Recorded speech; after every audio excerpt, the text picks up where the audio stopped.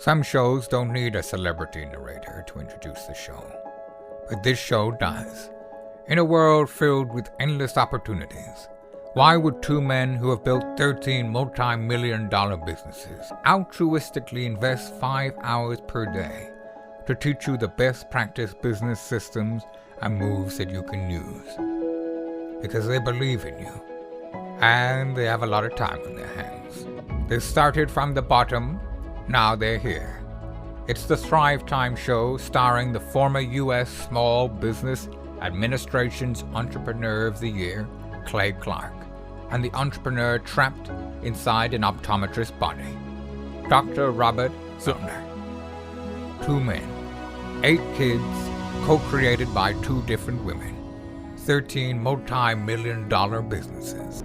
Get ready to enter the Thrive Time Show. We started from the bottom, now we here. We started from the bottom and we'll show you how to get here. Started from the bottom, now we here. We started from the bottom, now we here.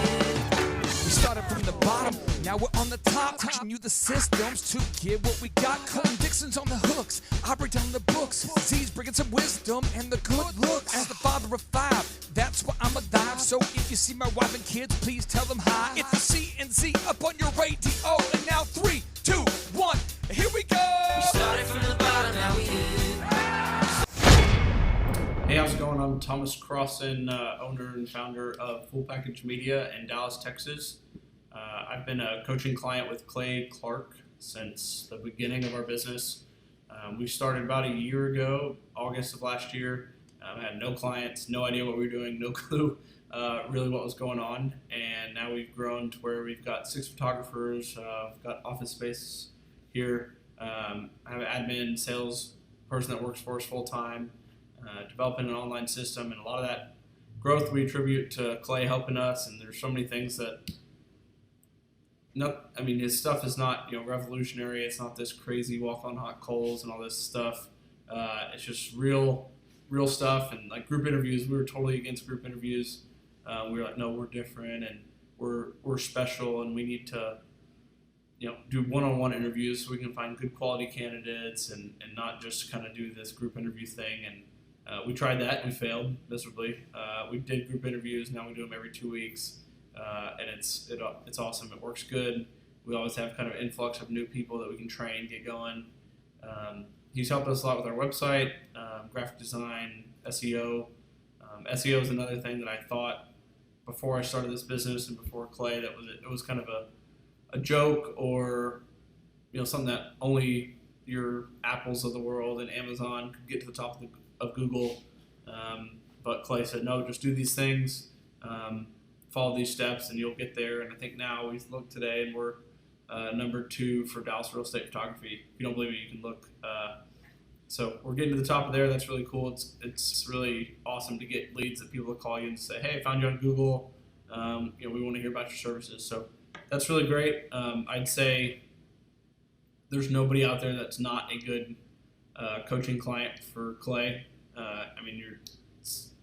Anyone, regardless of the business, it's not about what the business is, what the specialty is. It's about following the steps, doing what he says. It's a good thing. An hour a week, it gets you on track and keeps you kind of in line of what you're doing and what you shouldn't be doing. And it's good to kind of give you some flow and future goals of your business. And I remember our first meeting, we set our goals, and our goal was to do 16 shoots a week. And at the time, me and my business partner / girlfriend Gretchen were like, oh, we're never going to do 16 a week. That's just like crazy. And today we're doing 9, and we did about 54 last week. So he's helped us grow. We've put in a lot of hours, a lot of hard work as well. But if you follow his steps and do what he says, there's a lot of principles that he's kind of taught and instilled in us that help us. So Clay Clark is the way to go. I wouldn't venture out to find someone else. They'd be more expensive and a lot more fluff and no real actionable work and things to get your business growing. So that's the way to go. Thanks. I showed you. Jimmy!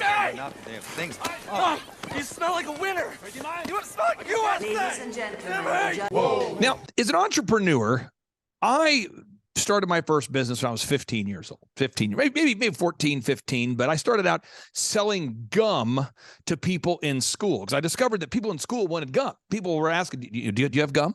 And the school banned gum. The principal announced, ladies and gentlemen, we're no longer allowing gum in the middle school. And I'm thinking, wow, if the gum is being banned and everybody that I know wants gum, gum's probably at a premium.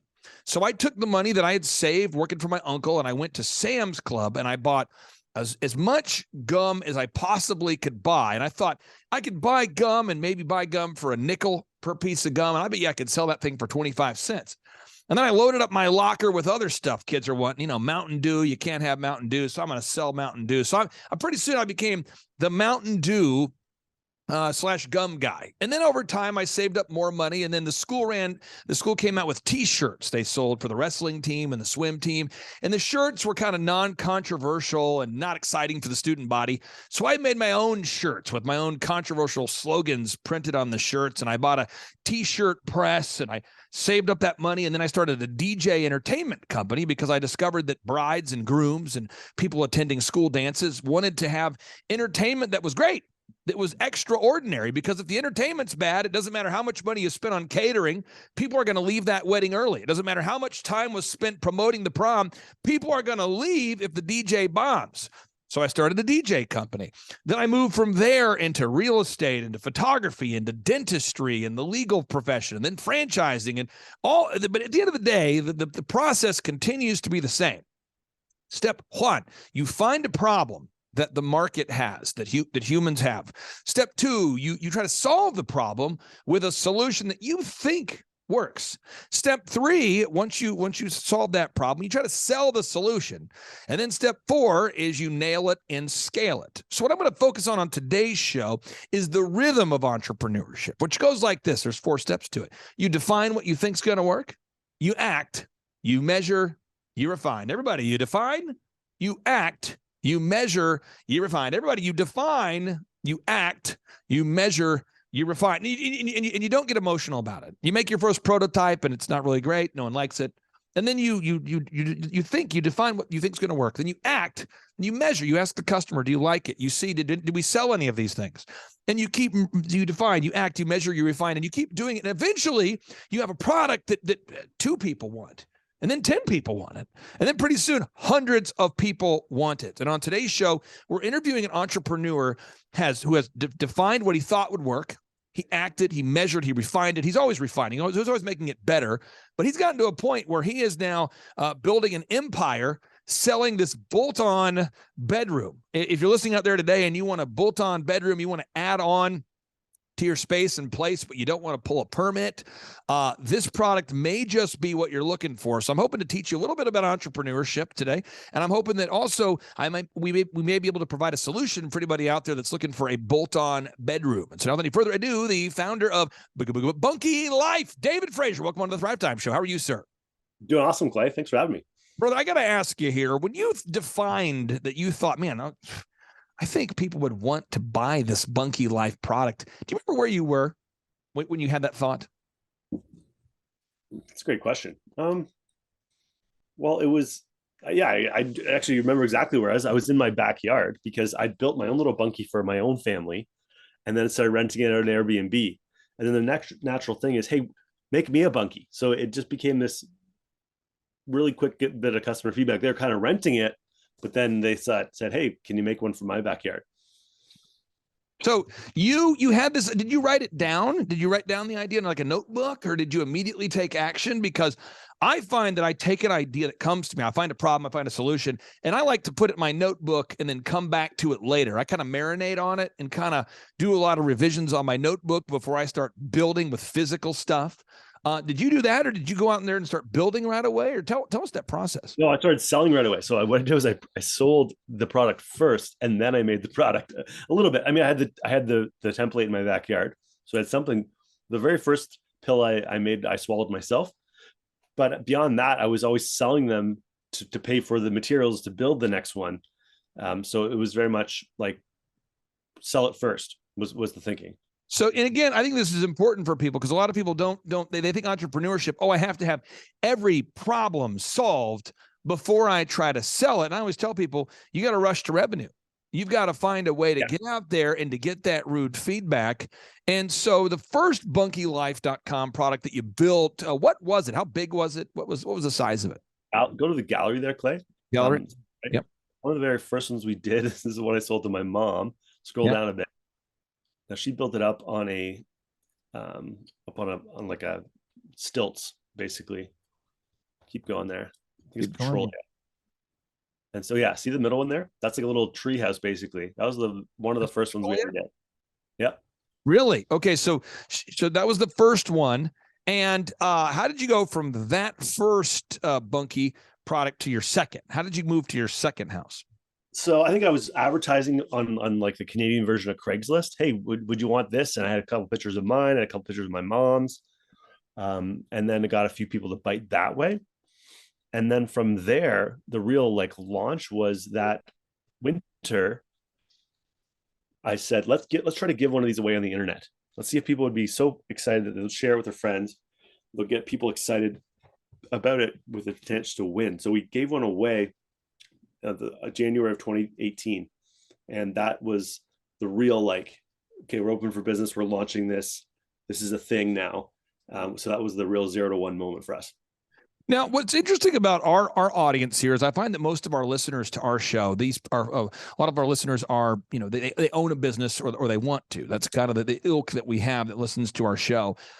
When you moved from, you defined what you thought would work, and then you acted and you measured, what kind of changes did you have to make on that second iteration or that second version or version 2.0, version 3.0? What kind of changes did you have to make before it became this product that people love so much?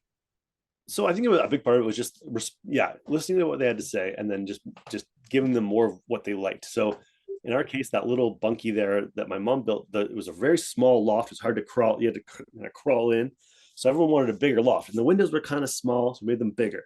And then the footprint wasn't as big as it could be, so we went right to the maximum before you start needing a permit.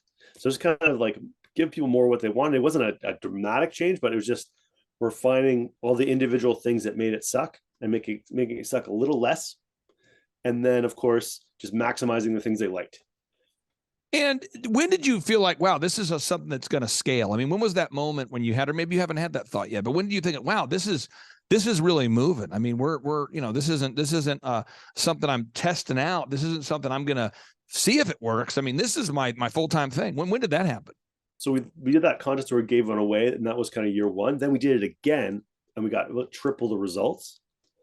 And that was when I realized, okay, we've got like a good exponential curve going here. I think this could really work. So every year I would double or triple down on what I put into it. And then I would try to get at least double or triple out what I got out of it. And so that happened for 3-4 years. We were doubling every year basically. And that was when I realized, okay, this is a product that, previously was just like a local thing. Like you go to the local shop and you buy your local shed from some guy named Chuck at his lot. I'm realizing, okay, we could package this, we can ship this. This could be something that could really reach a larger, wider geographical area and audience. So right now, our listeners, a lot of our listeners are hearing this and they're going, wow, maybe this is something that's a good fit for my family. Maybe not, So walk us through this, because on part 2 of today's show, we're going to do an interview with Daymond John, the founder of FUBU, and he's going to tell us how he built his multi-million dollar business, how he built his empire there. Most people know him from the Shark Tank, and we're going to get into that. But what I love about your story is that you're building it. We're watching it happen right now. We're participating in this. If our listeners want to team up with you, celebrate you, buy something from you, how do they go about doing that? What does that process look like? So I think the first step would be, figure out if you're the right fit for what we're doing. We have a little quiz. It's called, Are You Ready for the Bunky Life? And it's 10 questions, yes or no. Takes about 3 minutes, not even. And then you can figure out, do you have enough knowledge? Do you have the actual space? Do you have the budget? Do you have all the things that you're going to need to pull this off? Do you have the skill? So you're going to figure that out. And then we're going to be able to have a conversation, which one's right for you? How do we get it to you? All these fun things like that. And the way you can do that is go to bunkylife.com/clay, CLAY. Okay. And then we'll know that you came from the Clay Clark show. bunkylife.com/Clay. Clay, bunkylife.com/Clay. And so again, if I go there, what kind of money are we talking about, to spend if I'm thinking about getting involved with you? What kind of money is it going to cost to buy one of these? Probably about 5 to 13K. And do you spend money on, do you have like a financing service available? I mean, have you built that relationship where if somebody's listening and they want to finance it? If you want to finance a bunkie, turn into monthly payments, then we have partnerships that can make that happen for you. Absolutely. So what would you say to the entrepreneur out there that's, on the fence about taking their idea and turning it into into a business or to a product? What would you say to anybody out there that's having those entrepreneur dreams, those visions? What would you say to anybody who's, on the fence of thinking about starting that new business? I would ask them, what is the quickest thing you could do today to figure out if this works or not? That rather than having this dream that you spread it over 9 years and never actually pull to the market, get it in front of a person with a checkbook in hand or cash in hand and figure out how you can get to a yes or a solid no as quickly as possible. Rather than like having this thing that you kind of like drag out, I would just how do you get it sold as quickly as possible? That's powerful, brother. I really do appreciate you carving out time for us. And again, folks, that's bunkylife.com. I'll put a link where they can take the quiz to see if they're a good fit for you. Again, that's David Frazier. That company's bunkylife.com, home of the bolt-on bedrooms. David, thank you for joining us today, and we'll talk to you next week. Okay, thanks, Clay. Take care, brother. Bye. It was really great having this interview. It's one of the best interviews that I think I've had, and I had the most fun with it. So I really appreciate what you're doing. Today's guest grew a $40 budget into a $6 billion brand. Whoa. Ladies and gentlemen, today's show is a mind-expanding, wallet-growing edition of the Thrive Time Show on your radio and podcast download. Whoa. On today's show, we're interviewing the founder of FUBU, Daymond John, about his new book, Power Shift, how you can transform any situation, close any deal, and achieve any outcome. Whoa. Now, folks, if you aren't excited enough just by recognizing the name of today's guest, consider this.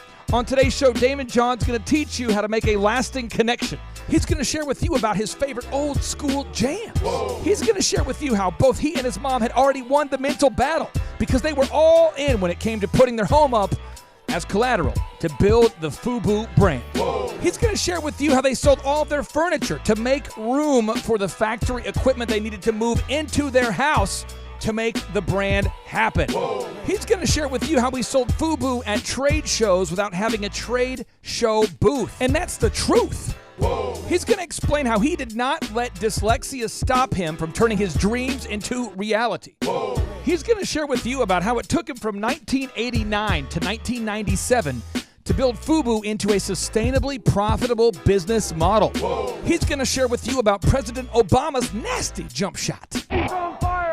Obama. He will teach you why he's a prolific note taker. He also shares with you why approximately 50% of the Shark Tank contestants do not really know their financials. Whoa. On today's show, Daymond John will share with you how Tim, the owner of the local corner store, was actually his first real deal mentor. I want to talk to you and talk to everybody out there about what I have learned is the most important and efficient way to get where you want to be. It's to visualize. Some shows don't need a celebrity narrator to introduce the show, but this show does. 2 men, 8 kids, co-created by 2 different women, 13 multi-million-dollar businesses.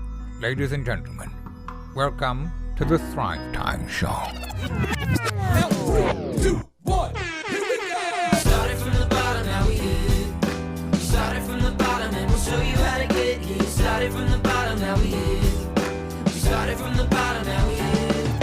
We started from the bottom, now we're on the top. Teaching you the systems to get what we got. Colton Dixon's on the hooks, I break down the books. Z's bringing some wisdom and the good looks. As the father of 5, that's why I'm alive. So if you see my wife and kids, please tell them hi. It's the C&Z up on your radio. And now 3, 2, 1, here we go! We started from the bottom. Yes, yes, yes, and yes. Thrive Nation, on today's show, you are in for a laser show as we enter into the dojo of Mojo Faux Show to interview the man with the plan, the guy that you know from the Shark Tank show, Daymond John, welcome on to the Thrive Time Show. How are you, sir? Thank you for having me.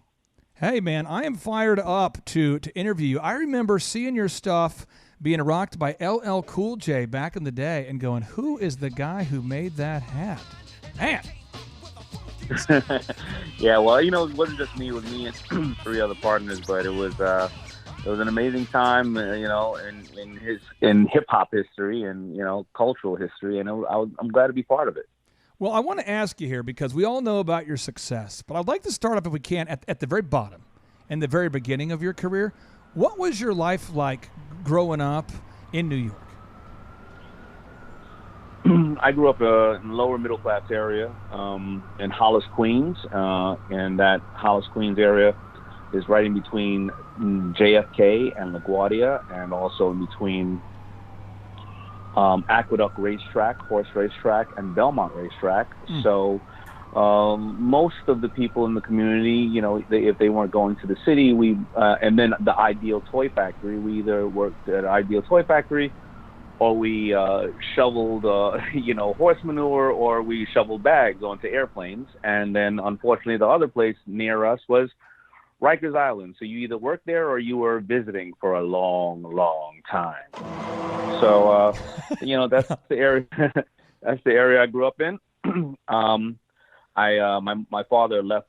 My life happened, and my parents got divorced. My father left when I was about 12 years old or 10 years old. I would never see or speak to him again. I was only child. My mother, I didn't have any other siblings, so we were just my mother and I.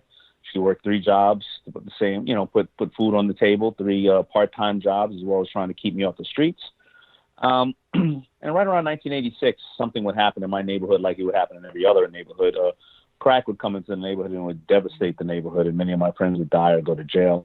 And the entrepreneurs that we saw there, being an African American, we never saw really entrepreneurs we never really saw entrepreneurs that looked like us on television, except for Fred G. Sanford, the junk man, and didn't look like he was doing that well. We would see entrepreneurs called drug dealers in our neighborhood, and many of us would want to emulate the thing closest to us.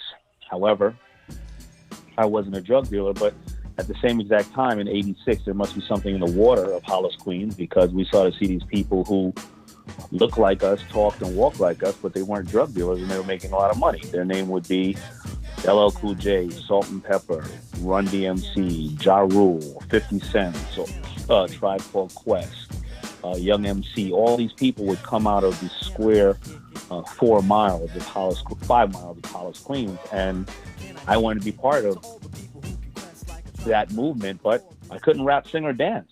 Oh, come on. You So could I had to dance. find a way. You could. I could sense you can dance. I could. Now, I want to ask you this. I started my first company back in the day. It was called DJ Connections. It became one of the nation's largest wedding entertainment companies. And I grew up loving LL Cool J, loving Run DMC. Who was your favorite old school artist? Eric B. and Rakim would be my favorite, but Really? I don't know. I grew up in the era of Eric B. Rakim, Houdini, Public Enemy, and LL, and they all had a different DNA to their to their delivery. So it's kind of like, what's your favorite food? But once you get to your favorite food of sushi, is it tempura? Is it a roll? Is it a Kobayashi? I mean, so yeah. But I would say Eric B. and Rakim probably would be my favorite. Now, do you have like a favorite old school jam? I mean, is there a certain old school jam where you go, that right there was the jam? I guess because of Shark Tank, and maybe this was always in, and I never thought of it like this until you just brought it up. Okay. But if you look at rap, one of my favorite old school songs was Paid in Full. If you look at R&B, one of my favorite old school songs would be Ain't No Stopping Us Now. Oh, yeah.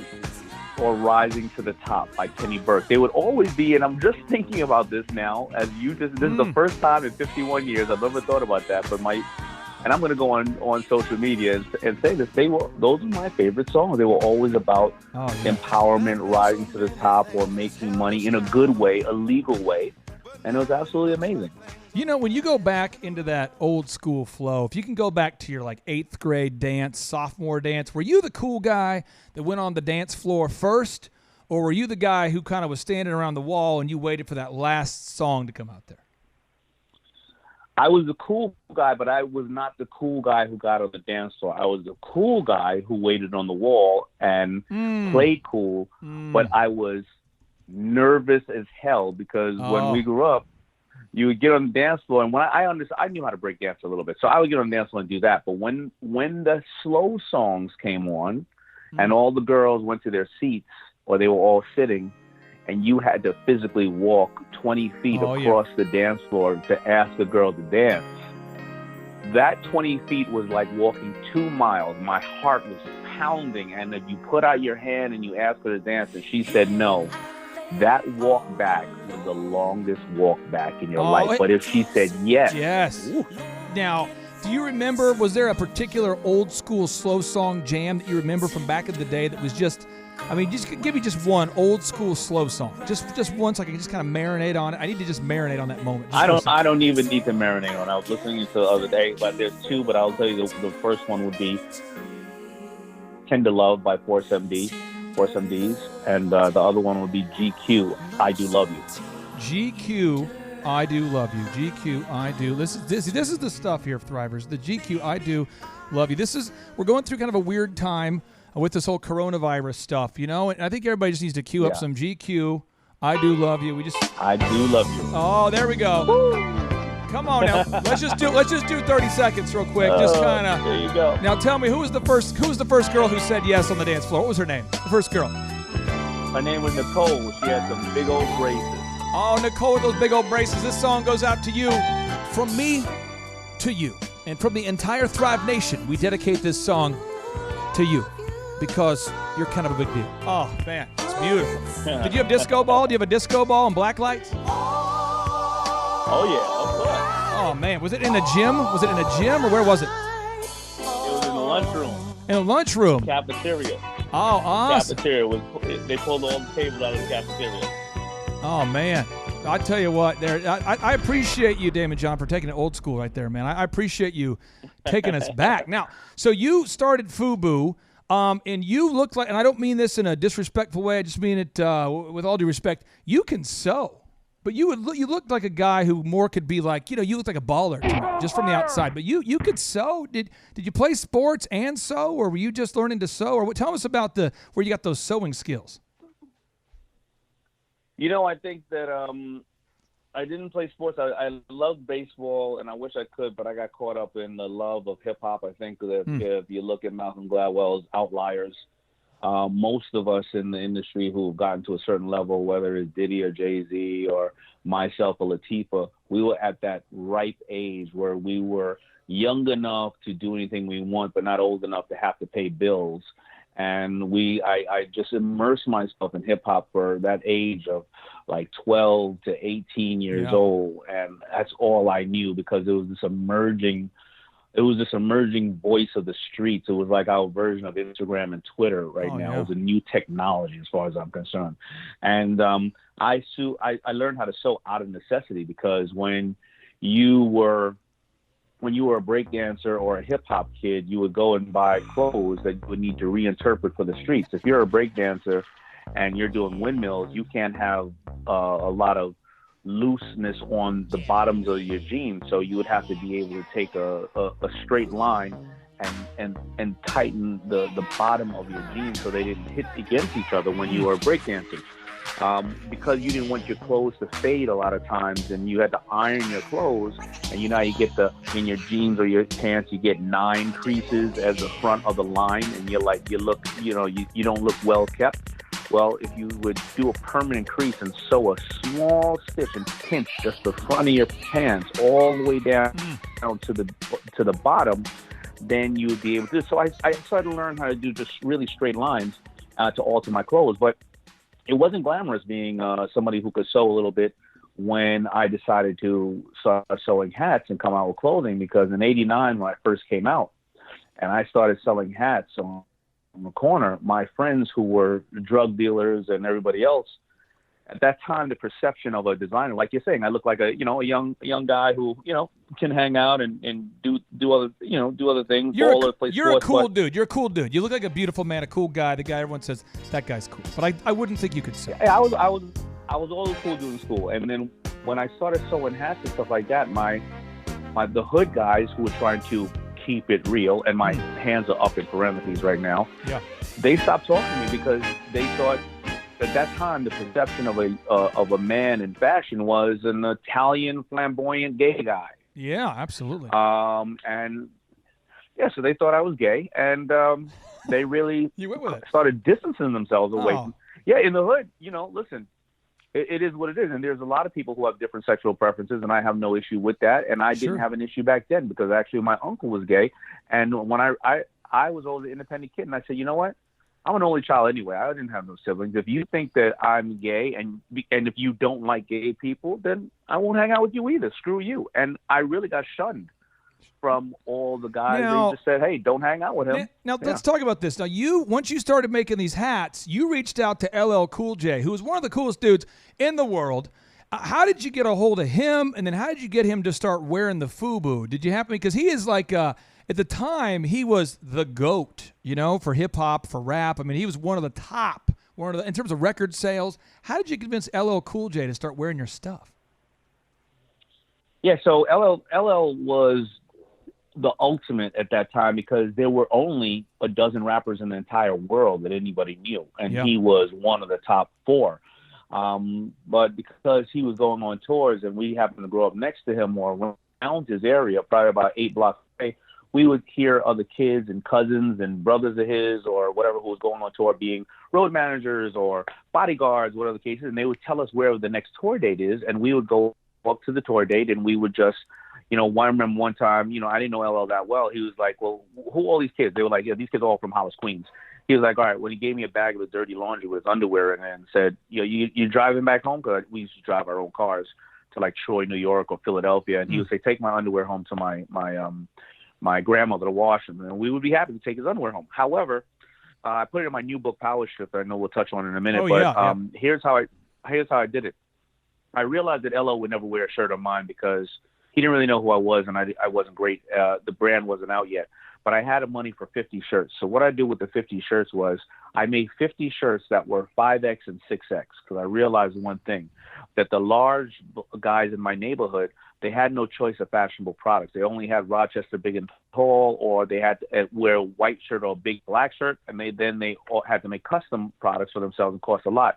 I made 50 5X and 6X shirts, and I put my big logo on all those shirts. I gave it to all those guys, and because those guys are so happy to finally have somebody with fashion, a fashionable product, they would wear those shirts 10 times a month, unlike a cool kid who would wear it one time a month. And those guys ended up being in front of the red ropes in the clubs, bodyguarding LL Cool J, bodyguarding Run DMC, the ones in the front of the video. And after about a year of LL Cool J seeing all these guys wearing the shirts, he started to become accustomed with my brand. And then he said to one of those guys, hey, what am I, chopped liver? Why don't you see if, I'll take a shirt from him.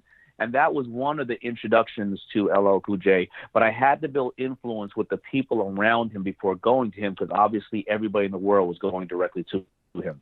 Now, before we get into your new book here, I know this about you. And I don't think a lot of people know this about you.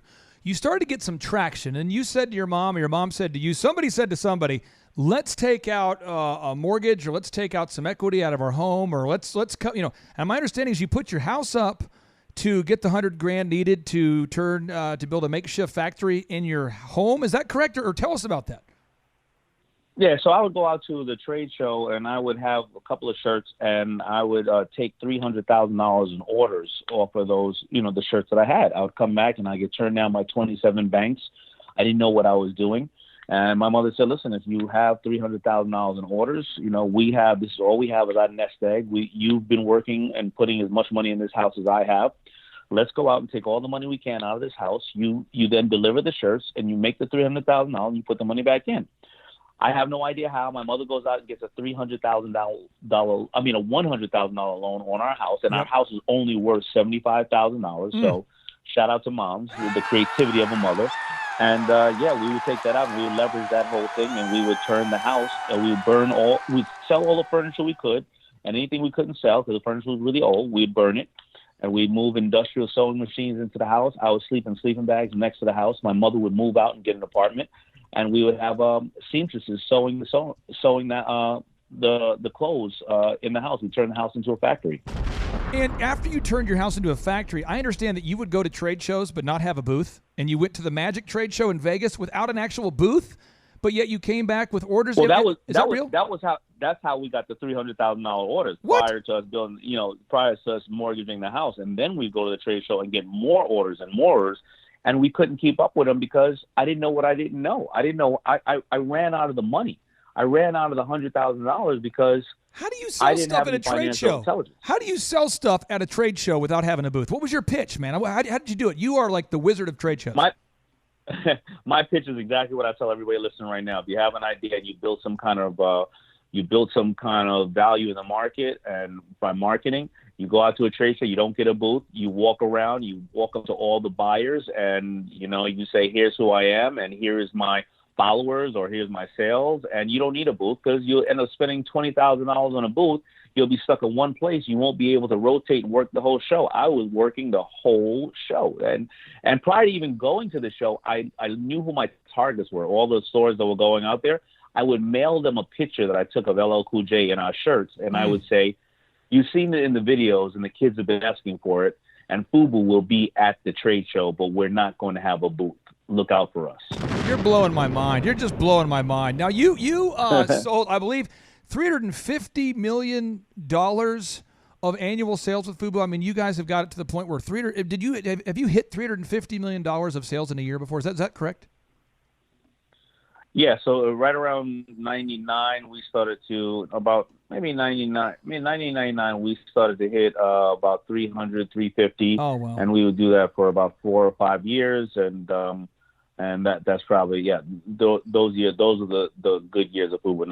97, I think, end of 97 to around 2004. You know what? I'm going to give you a mega point. I'm giving you a mega point. There you go. 1 mega point for you. You get 1 mega point for every year that you do $350 million of sales. Now, let's talk about your new book here. Let's talk about your new book. And I have a couple of your fans, a couple business guys joining me in the studio who have some questions for you. So your new book, Power Shift, transform any situation, close any deal, and achieve any outcome. You obviously are busy with Shark Tank. People want you to speak, do consulting. Why write the new book? Well, what inspired you to write this new book, Power Shift, transform any situation, close any deal, and achieve any outcome? I think you just really said it, because I'm involved with Shark Tank and I do public speaking. And my last 2 books, listen, I'm dyslexic, and to come out with 3 books in 5 years is very challenging. I don't write a book just to write a book. I don't really need to. You kind of can see me on TV, right? So it's not for a vanity thing. But one of my biggest books were, The Power Broke, You Don't Need Money to Make Money. Then I would come back with, listen, how do you maximize 24 hours a day? We all have the same 24 hours. And what I realized after that is the most commonly asked question after that was, well, how people were saying, I don't have any power. I'm just this type of person, or somebody took the power from me, or who's going to give me power? My boss is not going to let me, my husband or my wife, whatever the case. And I realized that people don't understand the power that starts with you. Nobody's here to give you power. I'm not going to come to your house and take you off the couch and make you more successful than I am. Do I want you to be successful? Yes, but I got my own damn day job, and I'm not going to do that for you. But power is something that we all have, and it's the ability to negotiate. The only thing that separates you from me, or me from somebody else, and who's successful or not, or more successful, is what they negotiated through life. But I noticed that people all thought that negotiation is a very transactional thing, and it happens on that 1 hour you're sitting in front of the sharks in Shark Tank. No, it doesn't. True. It happens when you create some form of influence, the same way I did with the bodyguards before I got to LL Cool J. Then it's the negotiation, and the negotiation is not what's in it for you, it's what's in it for the person on the other side of the table. And furthermore, after that, it's going to be the relationship that you nurtured after that, because the first deal, or the first time you meet somebody, a deal almost never happens the first time you meet them. It usually happens after various different forms of contact, after the person goes back and finds out how you've influenced them or other people, or the relationships that you've already nurtured, and they circle back and tell this person why you guys or you girls need to do the deal. And so that's what the book is about. And it's about giving people advice on how to, empower themselves, especially in this day and age, whether it's getting the remote control away from your significant other or getting a deal with, somebody that you want to work with. How long were you nurturing those relationships with bodyguards before you saw any fruit from it?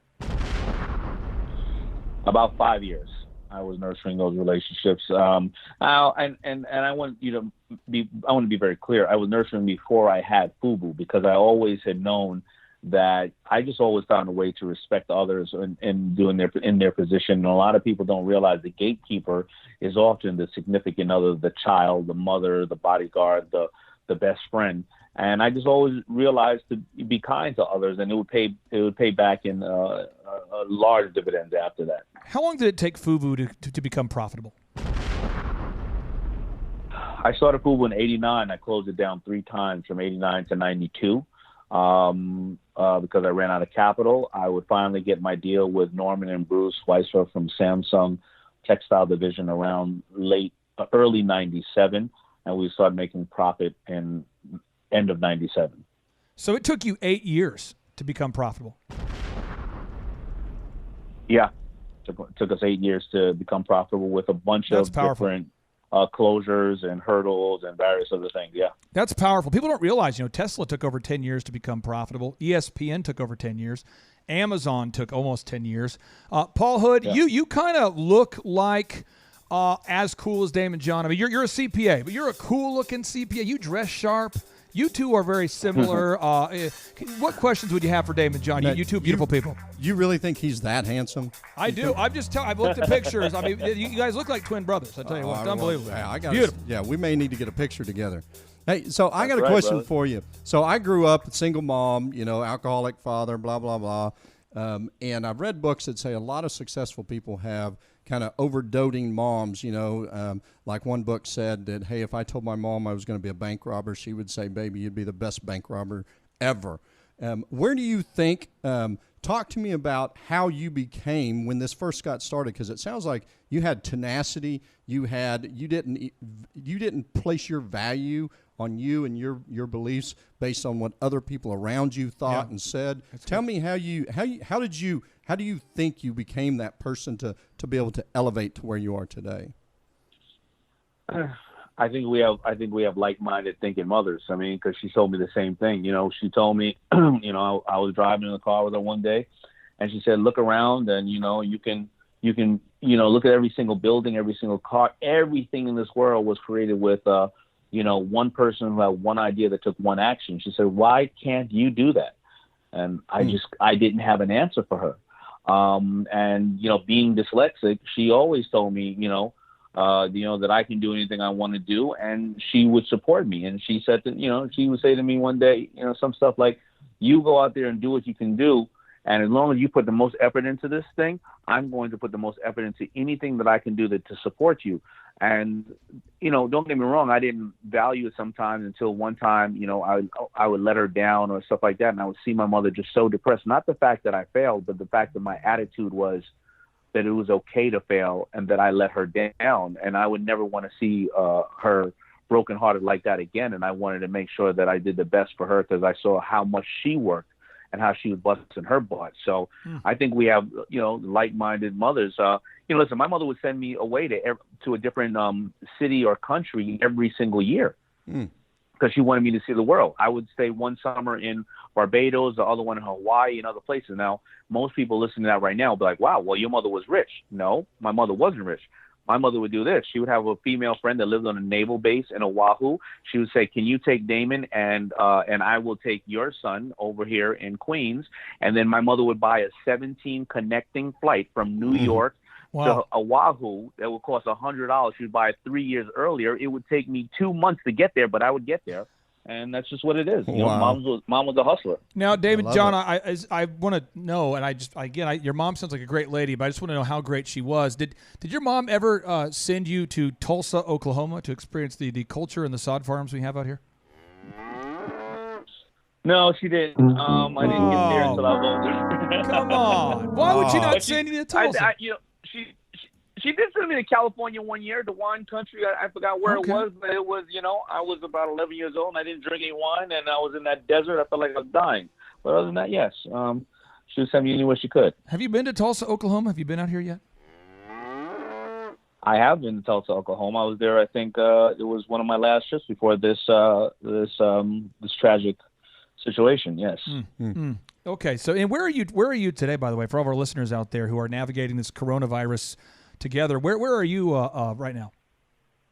I am in Miami, Florida. Okay. All right. Well, Corey Minter, this guy, Corey Minter, he has built one of the Midwest's top staffing firms. And Corey, I'm sure you have a question for the shark, for the founder of FUBU, Daymond John. What's your question? Oh man. I've always been interested since I'm sure all of us entrepreneurs have watched Shark Tank for a good amount of time. But if you've been in business long enough, you're always thinking, all right, these guys, the sharks, they're bringing on all of these new businesses. They've got a really interesting perspective on business in that you bring on this new business into your company, and now you're going to see what's really going on. You got to see the highlight reel in their presentation, but now you're seeing the real deal. Is there a common denominator that you've noticed as a common problem in businesses as your first analysis when you're beginning to ramp them up into your system? Oh, good question. I mean, there's a common denominator why we will not do business with people. Okay. When we start to ramp them, I have not. One common denominator probably is they don't. And I understand they're coming to the sharks for cash flow and backing, but they're not being creative with their dollars, and they're thinking they can buy every other asset they need instead of rolling up their sleeves and understanding social media and various other things. And they think somebody else is going to solve their problem. And then that's where a lot of the much needed capital goes, because they go and build a $50,000 website when they need a $1,000 Facebook page. Or, they say, well, look at this inventory I have. Let me go and spend more advertising on the inventory. But the question is, they don't realize a lot of time money highlights their weaknesses. If you need more money for your advertising for your for your product, you have either two things. You have a weak advertising campaign and or target marketing, and you're spending more money hitting people that either you're the wrong customer or the wrong messaging, or you have a bunch of bad inventory and all you're doing is highlighting the crappy inventory you have, or it's at a bad price. You're not figuring things out, and you're thinking money's going to solve all the problems. Well, in part one of your new book here, Power Shift, Transform Any Situation, Close Any Deal, and Achieve Any Outcome, you talk about making an impression. So let's just pretend that all the listeners out there you're talking to the right person. You're talking to the right ideal and likely buyer. You're talking to the right potential connection. Talk to us about how we're supposed to make a good impression, or maybe some of the concepts you teach in the book about making an impression. All right, so there's a couple of ways. You may run into a Mark Cuban in an elevator, and you say, how the hell can I have made a good impression or build influence on Mark Cuban? I got 90 seconds with the guy. So first of all, you walk into the elevator and you tell the person, hey, Mark Cuban, I value what you do. I think that I can bring value to you in these ways, but here's what I've been doing really quick. And if you have any interest, please, here's a way to look me up, or have one of your staff members look you up. You give them a card, or you say, I'll reach you through whatever. Mark Cuban, by the way, answers every single email he gets. I have no idea how he does it. You leave the elevator. The influence you built right there, you didn't tell him your problem. You told him some solutions and how you're doing great. You're going to move on with or without him. You also given him an easy way to contact you, or you to follow up, and you've also not pressed him for his number, and or you said, I'll follow up somebody else. But Mark Cuban's going to leave that elevator, and if you made some kind of good impression, I can't say you did, because maybe it was the way that you were acting that made him like you or not. He's going to look you up on his phone, or he's going to have somebody else look you up. Then they're going to scrape through all your social media, and they're going to look not only about you, but they're going to look at who you hang out with. What time are you doing these things? Because when I look through social media, I've literally seen people who pitch me on their companies. I pulled them up, and their husband was on next to them at a dinner party wearing a T-shirt with a Confederate flag. they're not going to know why I didn't call the guy or why I didn't call them back, right? I've also seen people on social media, when I look them up, they're at a bunch of charitable events. Every single time they put a post, it's about how spiritual they are or how you should help others. And every time I see them, they're smiling, even when it's tough times. And I say, I need a mentor like that in my business, because when I'm not there, I need somebody else to make sure the room is smiling and everybody's on the same level. So that's how you can build influence in those situations. When you walk into a meeting, though, however, when you walk into a meeting, you really need to try to understand the target, what's in it for them. And when people say no, you say that when you're asking, you're pitching, you can say, what is in your way? What is making this difficult for you? How can I make this easier for you? People will generally tell you exactly what's their challenge. They may be saying no, not because they don't like you, because they're overwhelmed. They don't have a person in that area of the business. They don't know enough about the business. So you'll give them reasons to say, listen, if you come back with this. But people are so transactional. They believe, well, you just said no, you didn't love me. It's not about that. That person across the table has their own issues. You know, in this interview right now, in this book, I did interviews with so many amazing people, and I did them in person with the people. But Mark Cuban, who's sitting next to me on Shark Tank for years, I know he only communicates through text. And at first, if I went to him and he would have said, I can't do the interview, I don't have time to meet with you, D, some people would have got offended. I did the entire interview over texting on my phone with the guy, and I got it out. I made it easy. I made the barrier of entry as easy as possible for him. And a lot of people don't think about that when it comes to who's on the other side of the table. You know, I don't know if you talk about this in your book at all, but let's go back to Confederate flags for a second. As a general rule, do you frown upon angry, aggressive rednecks who are a big fan of the Confederate flag? Is that sort of a pro tip, kind of a bonus tip for the listeners out there? No, it's an assumption of something, and it's an assumption of where you think this person believes in. Yeah. And, you know, you all have 10 seconds to deter somebody or attract somebody, and there's a lot of opportunity for every one of us in the world. So, that's going to immediately turn me off personally. Yeah. It may attract other people. That's up to you. That's your brand, and whatever you're trying to put out there. I'm not telling you whether it's good, bad, or indifferent. It's just not for me. You know, in your book, you talk about, in part one of your book, you talk about you got to stand for something, okay? And you mentioned, the Confederate flag's not something you stand for, not something you want to be a part of, but you got to stand for something, So talk to us in this politically correct world. How do you know what to stand for and what not to stand for? Some people are like, I want to stand for something, but what if somebody doesn't agree with me? What do you stand for? What do you not stand for? What's your take on standing for something in the book? I think, listen, in the hood you call it keep it 100, and other times they keep it real. You stand for whatever you stand for. I'm not here to tell you what your moral stance should be. I happen to like a rapper, and named Old Dirty. And guess what? He was an old dirty. He stood for what he said he was, right? And in this political environment, you can stand for somebody, you can support somebody and say, hey, I love everything you're doing here, but you shouldn't have said that. You're wrong about this, but I love everything else. It's okay. You do that with your parents. You do that with your children. You do that with the ones you love. I was an ambassador for President Obama. I didn't like not a lot, but I didn't like some of the things that he did. And if somebody would have been across the dinner table arguing with me and saying, well, he was wrong for that, I'm not going to go, well, just because I'm an ambassador, just because he's black, or just because I like this, he's right. He is not necessarily right. Daymond, I know what you don't like about Obama. You don't like his basketball game. How whack or how good is his basketball game? Tell us. What do you know about Obama's? His basketball game, he's nasty when it comes to basketball. And I like his basketball game because I can't play basketball, so who cares? But, don't let him go against me on the sewing machine. I'll bring it on. I'll win on that. Now, did President Obama have a nasty kind of an old man hook? Did he have like the pump fakes? What was his? Did he have a couple? Did he have killer crossover? He had a nice jumper. He had a really good crossover and a nice jumper. Hey, why don't you go head to head? Practice social distancing. You don't want to get too close to each other, but why don't you guys go head to head, 1-on-1, you two? Who? Obama. You and President Obama? Yeah, you should do that, man. Well, you know what? I was an ambassador for him, but I'm not gonna lie and act like I knew him like that. I used to call his man's man to get a hold of him. So I can't act like I knew him I'm that just well. saying. I was in the room with him about 5 times. I'm just saying a lot of you guys are kind of holed up right now, quarantining and stuff. I'm just saying as long as there's 10 people or less, you should get in there and, and play. It's like a cage match. It's like Daymond John versus President Obama. Listen, I play ball. Listen, he's the president, and in Trump too. I play ball with any standing president or ex president because it doesn't matter. They're people who are leading our amazing country, so it doesn't matter. That's fair. Clay, I was going to say, this is Paul Hood again, Hood CPAs. Clay, I was going to say a funner game to watch would be him and Trump playing one-on-one. Oh, that's beautiful. Oh, that would be interesting. Now, that would be fun. I think Daymond John would win there. I think so.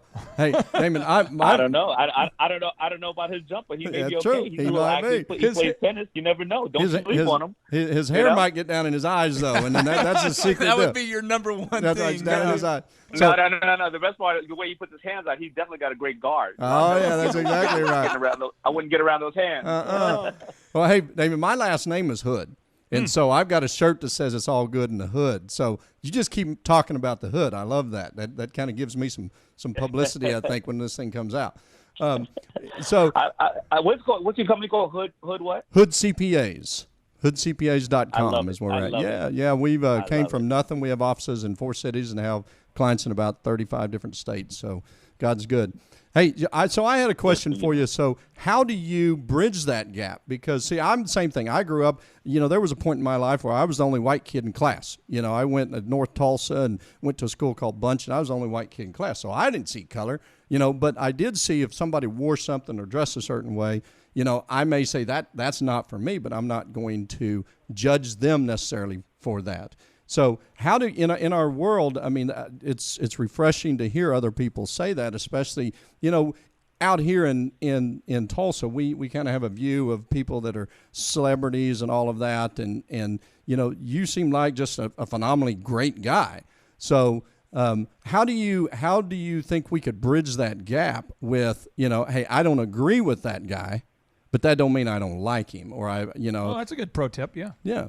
I don't know. I think it's the upbringing. I think that when people, I just really don't know how people have that level of ignorance. It was my upbringing. So, when my mother got divorced from my father, at the age of 16, she would bring another man in my life who became her boyfriend for a long period of time. But I call him my stepdad. He happens to be of the Jewish faith, and he happens to be white. And his brother was one of the lead attorneys who were fighting in America to free Mandela from the American side, from a coalition. He taught me a couple of things. He taught me that love doesn't come in a color or a gender, and he told me that he showed me, through love, that white people are just as crazy as black people, and we all have our same issues, and we all have our same aspirations and our love. And so I grew up knowing that love doesn't come in a color or a gender. And so I think it's from an early stage. And I don't know how to tell people that, that it really is about a man or a woman's content. I did a post on social media the other day, and I was talking about, what was going on in this world. And I was saying, whether it was the Holocaust or whether it was the Civil Rights Movement, none of these things ever happened without people of all colors, all shapes, and all sizes getting together to abolish what they thought was wrong. Right. And I think that people just see only one thing and think they're very small-minded. And maybe that was my mother sending me to a different place every year to see Hawaiians or people in Barbadians or whites or blacks and seeing that everybody had a commonality. They just want to support their family. They don't want to be judged for things that they haven't done, and they want to be able to test themselves and love and worship who they want to worship. I'm not trying to make it warm and fuzzy. I have no idea when I see people with ignorance over sexual preference or color or size. I have no understanding of why that happens. I really don't. It's jackassery. It's a new word. 100%. It's jackassery. Yeah. That's the word I've been coining. It's jackassery. Now, Daymond, I want to ask you this. In your book, folks, if you haven't bought the book yet, pick up the book today. It's called Power Shift, Transform Any Situation, Close Any Deal, and Achieve Any Outcome. In the book, you talk about making a connection last. Now, I know for me, whenever I want to make a connection last, I queue up Kenny G, the song Songbird, and I'll have this play in the background, and I'll just something memorable happens. Usually I get booed by people, but again, I mean, that's just my move. But how do you make a connection last?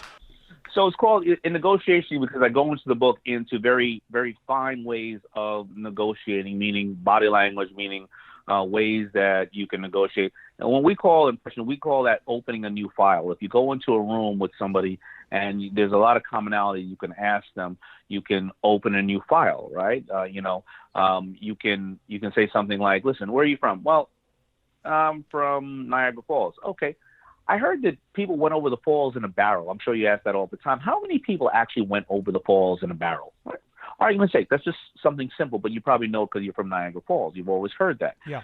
What that will do is open a file, because every time you think about the going over the falls in a barrel or vice versa, whatever the case is, you'll remember that guy, Daymond John.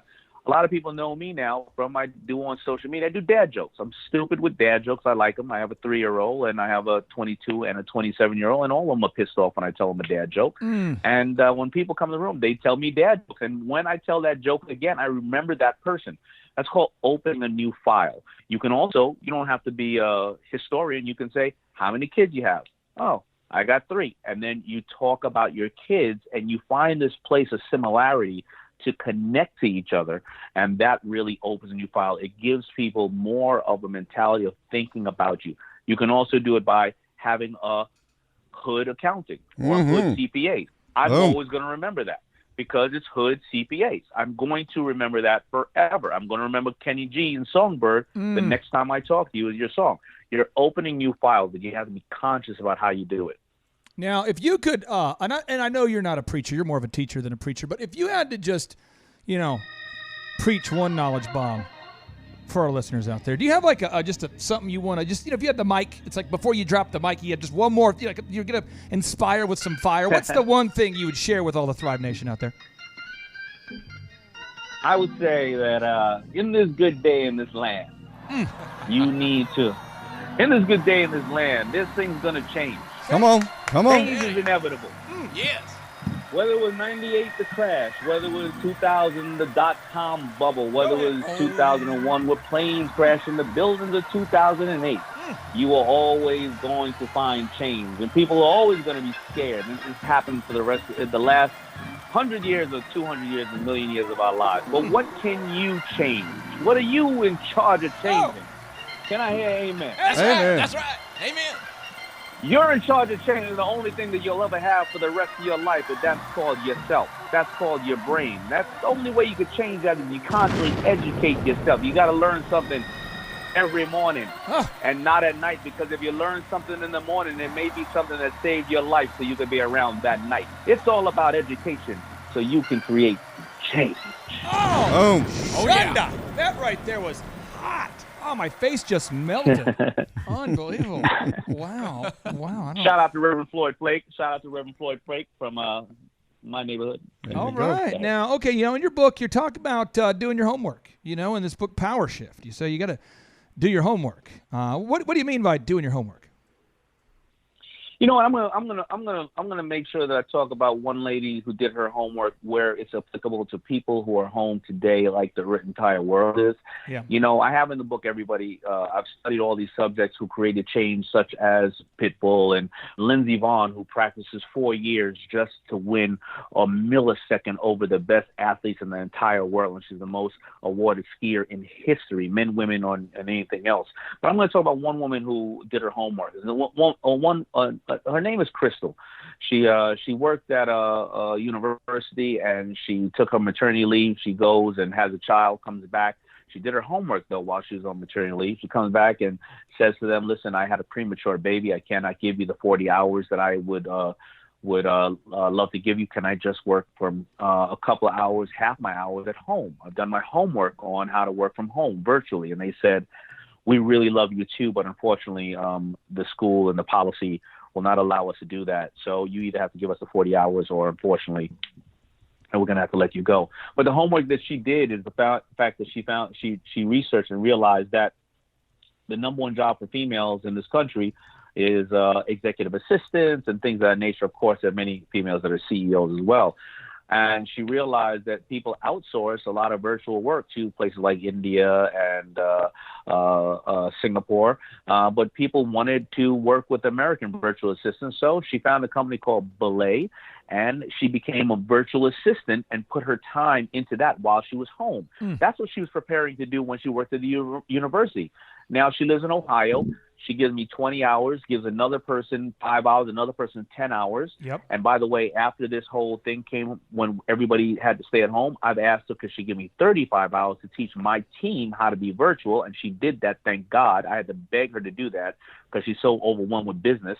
She does not have to trek through the snow, go through the heat, sit in any office. She gets to sit home, watch her baby, have fun, dictate the hours that she wants to work, and the people that she wants to work with, and she's making 2 times the amount of money that she's ever made in her entire life, and she will never be at the mercy of an employer ever again because she did her homework and understood how to move into the next segment of where we're going as a country or as technology is taking us. And that's because she did her homework. That's a good word. Now we're going to go into the rapid fire, final 90 seconds. I want to respect your time. So I got final 90 seconds. I got 4 rapid fire questions, 2 from me, 1 from Paul, 1 from Corey. Here we go.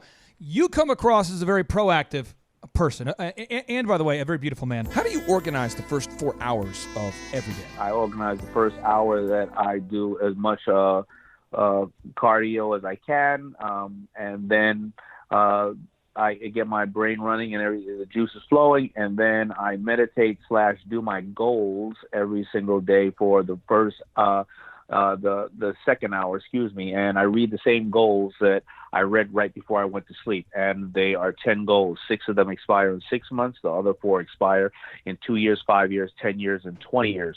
The ones that expire in 6 months range from health to wealth to faith to family time.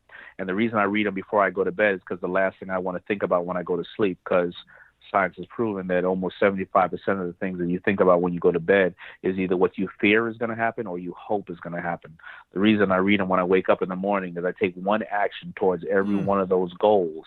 And I never hit those 6 months goals because I set them so high. But if I'm supposed to, argument's sake, make $100 in that 6 months, I'm going to make $50, and I'm going to reset it to make $200 the next 6 months. Then after that, I spend about an hour on the phone answering all the things that I can do without being in the office or the plane or the train, so I can have some silence around me and not be disturbed by anybody else. And then after that, I would probably eat my first meal, which would be around lunch. Wow. Okay, that right there, folks. The first hour, cardio. The second hour, planning goals. The third hour, making calls. And then after that, eat some lunch.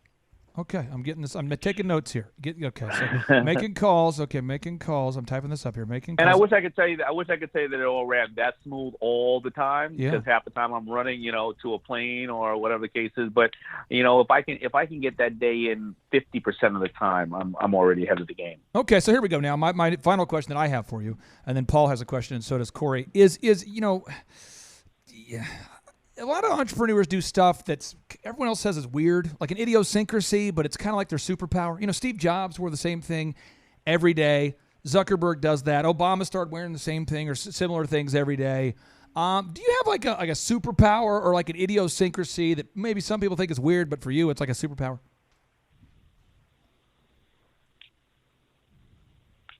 I personally don't think so. I think I write down a bunch of notes on pieces of paper, and I have a million pieces of paper in my hand, and then in my pocket, and then I go in and jot them down during that. When I said I go to bed at 2 a.m, it's when I'm organizing all those notes. That's probably about it. And then most people know me from wearing my suits and being somewhat fashionable, but I'm usually in a hoodie and sweats all the time, so I'm comfortable because I do wear suits so often, and when I have that time to relax, I don't want to think about what I need to wear. I just throw it on, very much as Zuckerberg look, but with sweatpants and run around, and people are just usually surprised at that. All right, well, Paul Hood, you got time for one final question, then Corey Mentor. So, Paul, what's your final question? Gotcha. Well, I messaged my team, which 2 of them are my sons, and one of my sons wants to know how proactive is your accountant, but I told him it's probably not appropriate. So here's one question. How many people who make it to Shark Tank don't know their financials or don't have an accurate financial? I would say probably about 50%. Okay. 50%. Okay, Corey. It's not that they don't know it. They're not accurate. They're not taking in a certain amount of things such as what's their salary, who are they paying elsewhere, how much, they don't know how much interest is they're paying, and right. They don't realize how it's going to end up. Yeah. Well, we teach our clients that, if you're trying to lose weight, you never step on the scale or the scale is in Chinese, it doesn't do you any good. So you got to know those numbers. Why are you ripping on Chinese scales all the time? It's like the third or fourth time you ripped. Well. Okay. Now, Corey, what is your final question for Daymond John? Yeah, last question here, Daymond. You had mentioned just briefly the influences that your mother and your stepdad had on you growing up and how they shaped your perspective. I'm curious, did you have a mentor specifically in the area of a business mentor? And then what was there any lessons that you learned from them that were really like difference maker type changes in your pathway to business? Excellent question. I had mentors. I didn't realize that they were mentoring me at the time, but my first external mentor was a guy who owned a corner store in my neighborhood. His name was Tim. He was a veteran, and I used to go. I didn't know what interning was, but I would go at 10 years old or 11 years old, and I'd sweep up the store for candy. But he understood the fundamentals of business. So a lot of people out there looking for mentors. They don't need the Bill Gates and the Warren Buffetts of the world. I think that, like what you're doing right now, if you know somebody who's been in business 20 years, who I don't care what they own, they've learned how to deal with, they know their numbers, they learn how to deal with financing and competition and all kind of different changes. So Tim used to teach me about, how to deal with customers. How about my inventory? There's two ways to operate business: increase sales or reduce costs, right? There's only three ways to deal with a customer. There's acquire a new one, upsell a current one, or make one buy more frequently.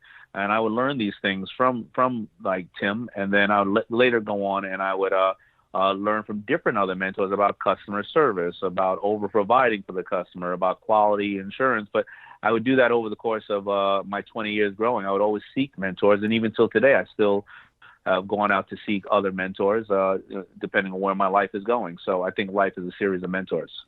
Daymond, John, I appreciate you so much for being on the show. And if you're out there today and you're quarantined and you're stuck at home, you might be looking for something to do. And I might recommend that you read a book, because your mind becomes what the mind is fed. So pick up a copy today of Daymond John's new book, Power Shift: Transform Any Situation, Close Any Deal, and Achieve Any Outcome. And if you're looking to lose weight, don't eat for the next 2 days, save up the $20 needed, and buy a copy of Power Shift: Transform Any Situation, Close Any Deal, and Achieve Any Outcome. Daymond John, thank you so much, boss. I really had a good time. And you know what? There's about 4 questions on here that I've never been asked, and it's going to make me think about how I can share that with my audience too. So I really appreciate the conversation we had, and the music. I may have to do some of that music too. So thank you for inspiring me. And we like to end each and every show with a boom, because boom stands for big, overwhelming, optimistic momentum. And that's what it takes to build a business and to grow a brand to the next level. Ladies and gentlemen, without any further ado, let's end this show with a boom. Say it with me now. 3, 2, 1, boom. Why does this still keep happening to me? I don't know whose prayer I'm breaking into, but I'm breaking into somebody's prayer saying, Lord, why do I keep going through the same things over and over again? And the Lord sent me here to tell you the problem is with your default. Until you change your default, you will always go back to being who you were before, because you have never changed your mind. You change your friends, you change your address, you change your phone number, you change the songs you sing, you change everything else, but you didn't change your mind. There's nothing as powerful as a changed mind. Boom! Nothing as powerful as a changed mind. Boom! Better get yours, cause I'ma take mine. Boom! Leave them where they got if they ain't ready. Used to have a lot of homies, now they dropping like a betty. I'm like, boom! We taking over, it's our time now. Boom! Oh, you ain't know, we about to thrive now. Big, overwhelming, optimistic, momentum. A place, hey, back, let me get 'em. Go get 'em, then. Hurdle every obstacle, trying to do the impossible. Turn my whole life around, haters thought it was comical. Had to make some moves, didn't even seem logical. Quarterback to play, man, I had to call it audible. Drop back, stop that. Rearrange or switch it up. Only got one life to live, it's best that you go live it up. Failure ain't an option, ain't no way that I can give it up. Hey, knowledge, gon' pick it up. Nothing like your posse, look poppy, you cannot top me. They watch me and try to copy like Rocky, you cannot stop me. Hungrier than ever, we grinding all through the weather. We shining because we better get with us, leave out our cheddar. Once I change my mind, dog, trust me, ain't no going back. Coming for that top spot, I'm feeling like they owe me that. Time for us to level up, I feel like we've been holding back. Throw your hands up, say it with me if you know it, Dad. Boom. Nothing is powerful as I change mine. Boom. Better get yours, cause I'ma take mine. Boom. Leave them where they got if they ain't ready. Used to have a lot of homies, now they dropping like a fatty. I'm like, boom. We taking over, it's our time now. Boom. Oh, you ain't know, we about to thrive now. Big, overwhelming, optimistic, momentum. A clay, hey, back, let me get 'em. Yeah. Came a long way from where I used to be. Don't need to see life the way I used to see it. Old habits die hard, but you gotta leave them. If they ain't riding like a Harley, then you don't need them. You're cheering and you're clapping, I don't need that. Fake friends treat them like Fat Joe, make them lean back. Excitement, no vision, makes you blind, I can see that. Anything I think up in my mind, I can achieve that. I can make a million if I want to. I'ma keep it real cause I want to. Other women tryna holler, girl, I want you. And disrespecting wifey's what I won't do. Gon' do your dance, gon' do your dance. If you really wanna change, gotta have a plan. Even when they sit down, I'ma take a stand. Throw your hands up, say it with me if you know it, man. Beliefs become your thoughts, thoughts become your actions. So be intentional about where your passion is focused. There's no hocus pocus. We only live once, man, and you know this. You can't press the rewind, but you can make a beeline to the next level like you're headed for the tree line. I was born in Minnesota, moved to Oklahoma, incorporated both into my rhymes. Now it's time to show you how a former stuttering student can turn out the raps with a lyrical miracle flow in the cash to match. Yeah, I'm important, a Minnesota refugee, but I'm consistent as can be as I rap on hip-hop beats, bringing rappers and tax. Even though that I'm wise, I can play that funky music, but I ain't vanilla ice. Here we go, here we go, here we go, full steam. 3, 2, 1, dynamite on the scene. Boom. Nothing is powerful as I change mine. Boom. Better get yours, cause I'ma take mine. Boom. Leave them where they got if they ain't ready. Used to have a lot of homies, now they dropping like a fatty. I'm like, boom. We taking over, it's our time now. Boom. Oh, you ain't know, we about to thrive now. Big, overwhelming, optimistic, momentum. Boom. And the Lord sent me here to tell you the problem is with your default. Until you change your default, you will always go back to being who you were before because you have never changed your mind. You change your friends, you change your address, you change your phone number, you change the songs you sing, you changed everything else, but you didn't change your mind. There is nothing as powerful as a changed mind. Hear the rest of T.D. Jakes' incredible, life-changing, and mind-altering sermon, Nothing as Powerful as a Changed Mind Today, by looking up T.D. Jakes on YouTube and typing in Nothing as Powerful as a Changed Mind. That is a lyrical miracle rap. All right, we're joined here today with an actual friend of mine, longtime friend of mine. Started out as an employee of mine. No, actually, he started out as an employee for a client of mine. So this guy, today's guest, he was an A-player employee for one of my clients, scorebasketball.com. And then he became an employee of mine. He reached out to his employer at the time and said, hey, do you mind if I work for Clay Clark in the morning before I come to my job here? And he said, no problem. And he did an all-star job working with me. And then when today's guest heard about the opportunity to open up a tip-top canine franchise in the great state of Tennessee and in the great city of Nashville, he jumped on the opportunity. So, JT Lawson, welcome onto the Thrive Time Show. How are you, sir? I'm doing great. Thanks for having me on. Hey, first off, can you tell everybody out there, how did you and I first meet? What was that connection like?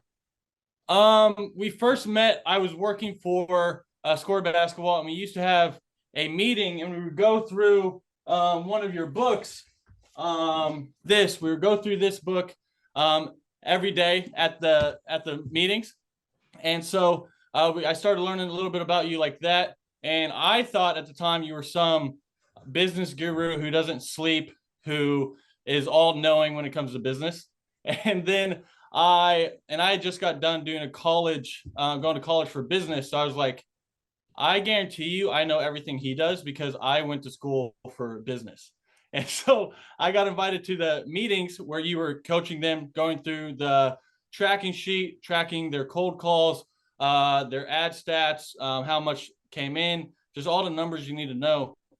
And all of the stuff you went through in the meeting was stuff I had literally never heard of in all of my years of college. So then I asked if I could go to a business conference. that you were hosting, and clients of yours get to go for free. So I got to go. I showed up and I just started asking questions, and I was like, hey, how do I get mentors in my life that are business owners and not just employees? And you were like, when do you work for SCORE? And I was like, at nighttime. And you were like, come work for me in the morning. And I was like, deal. So, and I didn't know if it was paid or not or whatever. I was just coming and I didn't care. And then I went and I checked with, and you were like, check with SCORE, make sure it's okay with them and everything. And then I did. And now we're here. Now, SCORE basketball, you probably don't know this part of the story, but Don Calvert, I'm going to pull this up on the screen so people can see this.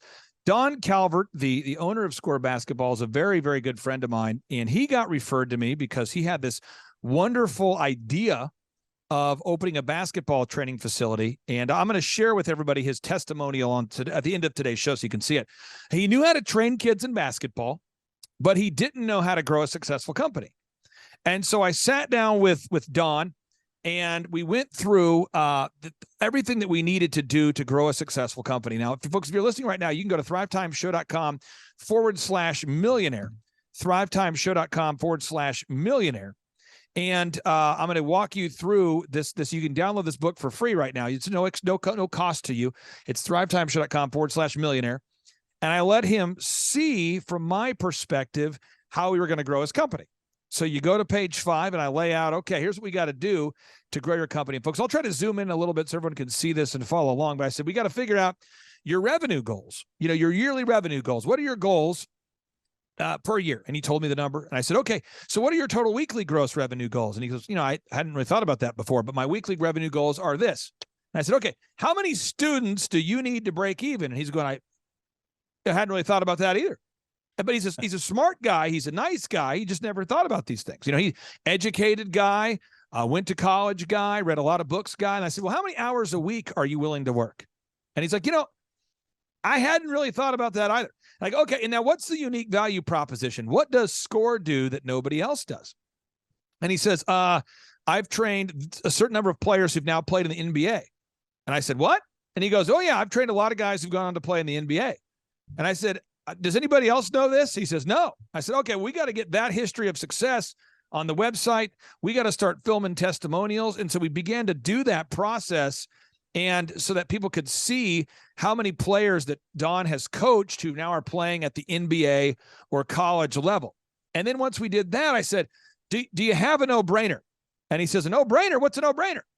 And I said, well, the no-brainer is an offer so hot that you simply cannot say no to the offer. And he goes, well, I don't have a no-brainer. He said, I start my lessons off at this many dollars per lesson. And I said, we need to offer the first lesson for $1. He says, why $1? He said, am I going to cheapen the brand? Are people going to take me seriously? I said, oh yeah. So we offered the first deal for $1. And I said, Don, you have to call every single customer you've ever worked with and get them to leave you an objective review, because you've got like 3 reviews on Google. You've been doing this for 20 years and you're not making any money. We got to do this. So I helped Don with that. We established the no-brainer. Then after that, we improved the branding, the print pieces, the websites, the logo, everything needed, all the print pieces, the branding, the logo. We did all that. Then we had to come up with a 3-legged marketing stool. Now, the 3-legged marketing stool is how you go about getting customers. So what's interesting is the Tip Top Canine franchise model is almost exactly the same as SCORE basketball. And you worked in SCORE basketball and you saw that. So every single week, Don has to gather objective Google reviews from happy customers every week. And then we have to write articles so that this website comes up top in Google. And then we have to run ads over and over and over that reach their ideal and likely buyers, and retargeting ads that follow people around. So let me show you. So if you go to Google and you type in Tulsa basketball lessons, you scroll down, SCORE basketball comes up top. They come up top again. They come up there. They're and the first 10, they're here. This is an ad. So if you type in Tulsa basketball lessons, ad, they come up top here. They come up top here. They come up top here. They come up top here. And then the phone begins to ring. And Don's going, man, the phone's ringing. Well, now we have to build a sales system where you have recorded calls using a company called clarityvoice.com. You have the scripts, the people that follow the scripts. By the way, that's a little bit of a challenge for business owners to write a script. And this is all the stuff we coach Don through. And from the time I started working with Don to now, he's grown his company, I want to say 6 times larger than it used to be. But JT, I call this this is the crap you got to do to keep the business going. The core, repeatable, actionable processes. So I want to ask you this. Why did I have to go over the same topics with you? And you weren't the owner, by the way, but why would I have to meet with you and the manager and yourself every week to go over the same topics every single week? Basically, the big one is accountability. Just having that accountability partner, because no one just has a burning desire to go out and get Google reviews, to track things, to figure out where leads are coming from, to check how much we're spending on ads or how much it costs per click. And these are things you have to do, and you have to check it often, or else the business starts to drift in a way that you don't want. Now, So I'm going to bring up that's what you have Aaron to do. Antis here for a second here. What we're talking about, Aaron, what a is beautiful why, after you build these initial systems to build a business, Yes, sir. why you have to go over the same stuff over and over and over again. Now, let me bring this up for a second here. I want to show people this. I don't know if people are aware of this, but I'm going to pull it up so you can see. 96% of businesses fail, according to Inc. magazine, by default. Yep. And Aaron, you've seen wonderful people that have come in here and they've said, Aaron, Clay's helped you to grow Shaw Homes from 19 million to 140 plus $1 million. You've been working with Clay for 5 years plus. Could you help me? And you watch it happen. I sit down with them. Yep. I establish the revenue goals. I go over the break-even numbers. I go over the number of hours we're willing to work. We rebrand the whole company. Oh, yeah. We get them to the top of Google. We optimize their website. And where most people start to get frustrated is this box down here, this little box here called management or execution. Yeah. So I want to ask you this. Why do you and I, because we meet every week, why do we have to go over every single week the same core, repeatable, actionable processes? I'm going to type this on the agenda so everyone can see this. Every week you have to get Google reviews from happy clients. Every week, every week you have to get Google reviews from happy clients. 2, you have to get video reviews from happy clients. 3, your ads have to be on. 4, we've got to do the group interview every single week. You have to do it. 5, you got to call the leads and record the calls. We got to record the calls. And then you got to train people. And it's over and over and over, like a maniacal obsession with doing the same thing over and over. Why don't most people by default do these items if they don't have weekly mentorship or accountability? Why don't people just go to the gym and get jacked without a trainer? Because it's not fun. That, for one thing, like doing, going out and getting a Google review. Well, I've done that a few hundred times. There's no excitement about it. It's not fun, but it moves the needle. And I've seen that for long enough that I know. I think for some people, they don't realize what kind of impact it'll make. Keeping your ads on. I mean, what I see a lot is I see people go, well, business is a little bit slower, so I'd like to pull back on the ads. I'm like, if business is slower, you need to accelerate the ads, not pull them back, or at least be consistent and keep it there. Have you ever heard people say they quit doing the group interview because they're fully staffed now? Oh, yeah. They don't need to do the interview because they're fully staffed. People go in and out of like ebbing and flowing. And instead of just doing the core repeatable actions over and over and over again, they want to do the new idea. Oh, but I've got this new idea about branding. I thought it'd be a real sizzle if we could change the logo. Change the logo and make it bigger. Change the logo. Make the logo bigger. Needs to get bigger. If the logo was bigger, sizzle, it would be more fun or sizzle. So we talk about this. This is big stuff for everyone to know out there. I'm going to pull up a different business we work with called Flutter. Flutter is not a dog training franchise, but just as an example, and with her business, every single week she does eyelash extensions. Oh yeah, and Kendra has grown her business dramatically. Sharp lady. You got to get Google reviews. Now, this isn't for every client. Every business is a little different, but for this particular business, she has to get Google reviews every week. We've got to write search engine content. We've got to keep the Facebook ads on. We've got to keep the retargeting ads on. We've got to make sure we're getting video testimonials. The leads come in. The calls have to be recorded. We have to use the pre-written scripts, the pre-written emails. The calls have to be recorded. Training has to happen. And everybody out there, she has multiple locations now. And at each of her locations, multiple locations, but each location, every week, they have to do the group interview. We do too. They have to have the manager meeting. Yep, we do too. They have to do the huddle. We do too. And yet, and so again, with somebody who the greats tend to board down when mediocre people struggle with boredom. So true. So they want to bring in a new sales trainer or a new marketing guy with a new approach. Let's take a new approach. And they usually don't follow anything. Usually people pitching ideas don't run a team. No. They usually just have random ideas. So let's focus back on Score Basketball. Then we'll go to Tip Top Canine. So JT, with Score Basketball, I'm trying not to cause any flashbacks, but this is the actual tracking sheet for Score Basketball, their current tracking sheet. Yep. And every week I ask them, guys, how many leads do you get? Why do I ask them every week? How many leads did you guys get? Because you have to know, one, where they're coming from, two, and then you need to know how many, so you can, like Antis was saying, either you need to put the throttle on or pull back, but you have to know what you're doing, or else you're just going to. I'm not asking you to throw your Score Basketball compadres under the bus. Okay. Was there ever a time where people would not have gotten Google reviews if they knew that I wasn't going to harass them every single week? Well, I won't name names. I'm not throwing anyone under the bus. Yeah, but even when you said to do things, they would not do them and then come look at you and say, I did them. And what? No, you didn't.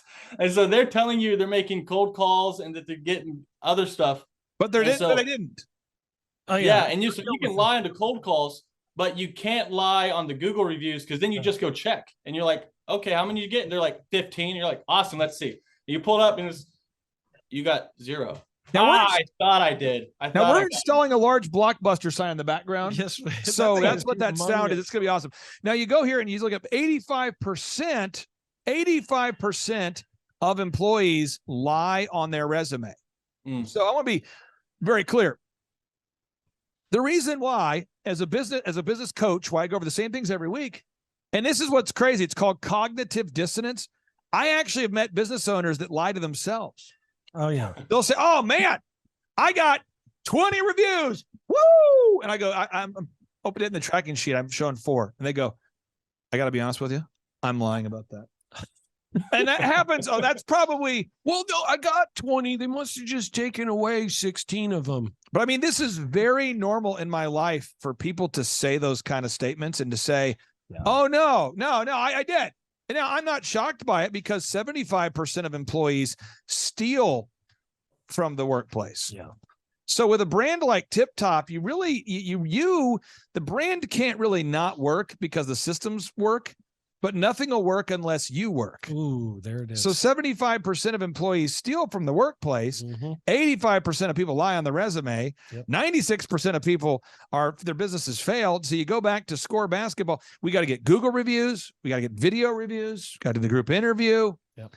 And JT, how did you decide that it was a good fit to buy a Tip Top canine? Like, what made you jump from going? Because you saw me work with business owners every day, day in, day out. You worked in the office and you would see clients come in that had unsuccessful companies, and you would watch these companies have massive growth. Yeah.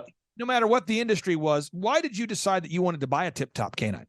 Yeah, well, and Aaron can attest to this, but when I've been in your office, I see that people who listen to you and are diligent and implement the systems, they just have massive growth and they succeed. Where the people who push back and try to argue, it's magic, but they don't. So I saw that Tip Top, they're implementing what you're saying. Right. And they're doing everything. You've systemized everything for them. And so one, it's a franchise. So, and when you open up a franchise, the stuff they have already works, which you help them get to that point where it works. Yeah. And so then it's like the bumper rails are up, but then also each individual location gets coaching from you guys and Thrive. So then it's like, I have the little dragon ramp thing that I just push the bowling ball down. So literally all I have to do is push and do the work, and you guys aim everything. And again, this is what's great That's a is good way to within put it. 6 weeks of training, Ryan and Rachel do a phenomenal job training people on how to train dogs. So if you're out there listening today and you're saying, I want to shift industries, we've got people that have worked in the mortgage industry that then shifted into dog training. They did great. In your case, you came from a basketball background, you switched, you're doing great. We got people moving from the concrete industry doing great. People moving from the fitness training industry doing great. People moving from all different industries. And I think the common denominator with all of the franchisees is I don't think that anybody previous to buying a Tip Top Canine franchise was a dog trainer. Right. Now, unless I'm missing something, and maybe I'm wrong, because maybe I am missing something. The purpose of a business is to create time freedom and financial freedom for the owner. Mm-hmm. Yep. So this is a big thing. Maybe this is a controversial idea. Dr. Zellner and I know we share the same worldview, but Dr. Zellner is the #1 gross revenue optometrist in Oklahoma. And I'm one of the top haircut chains in Oklahoma. And I haven't even been to my store in 3 years. And I'm probably never going to go to the haircut store again because I would rather take that time to go to a competitor and mystery shop, Yeah.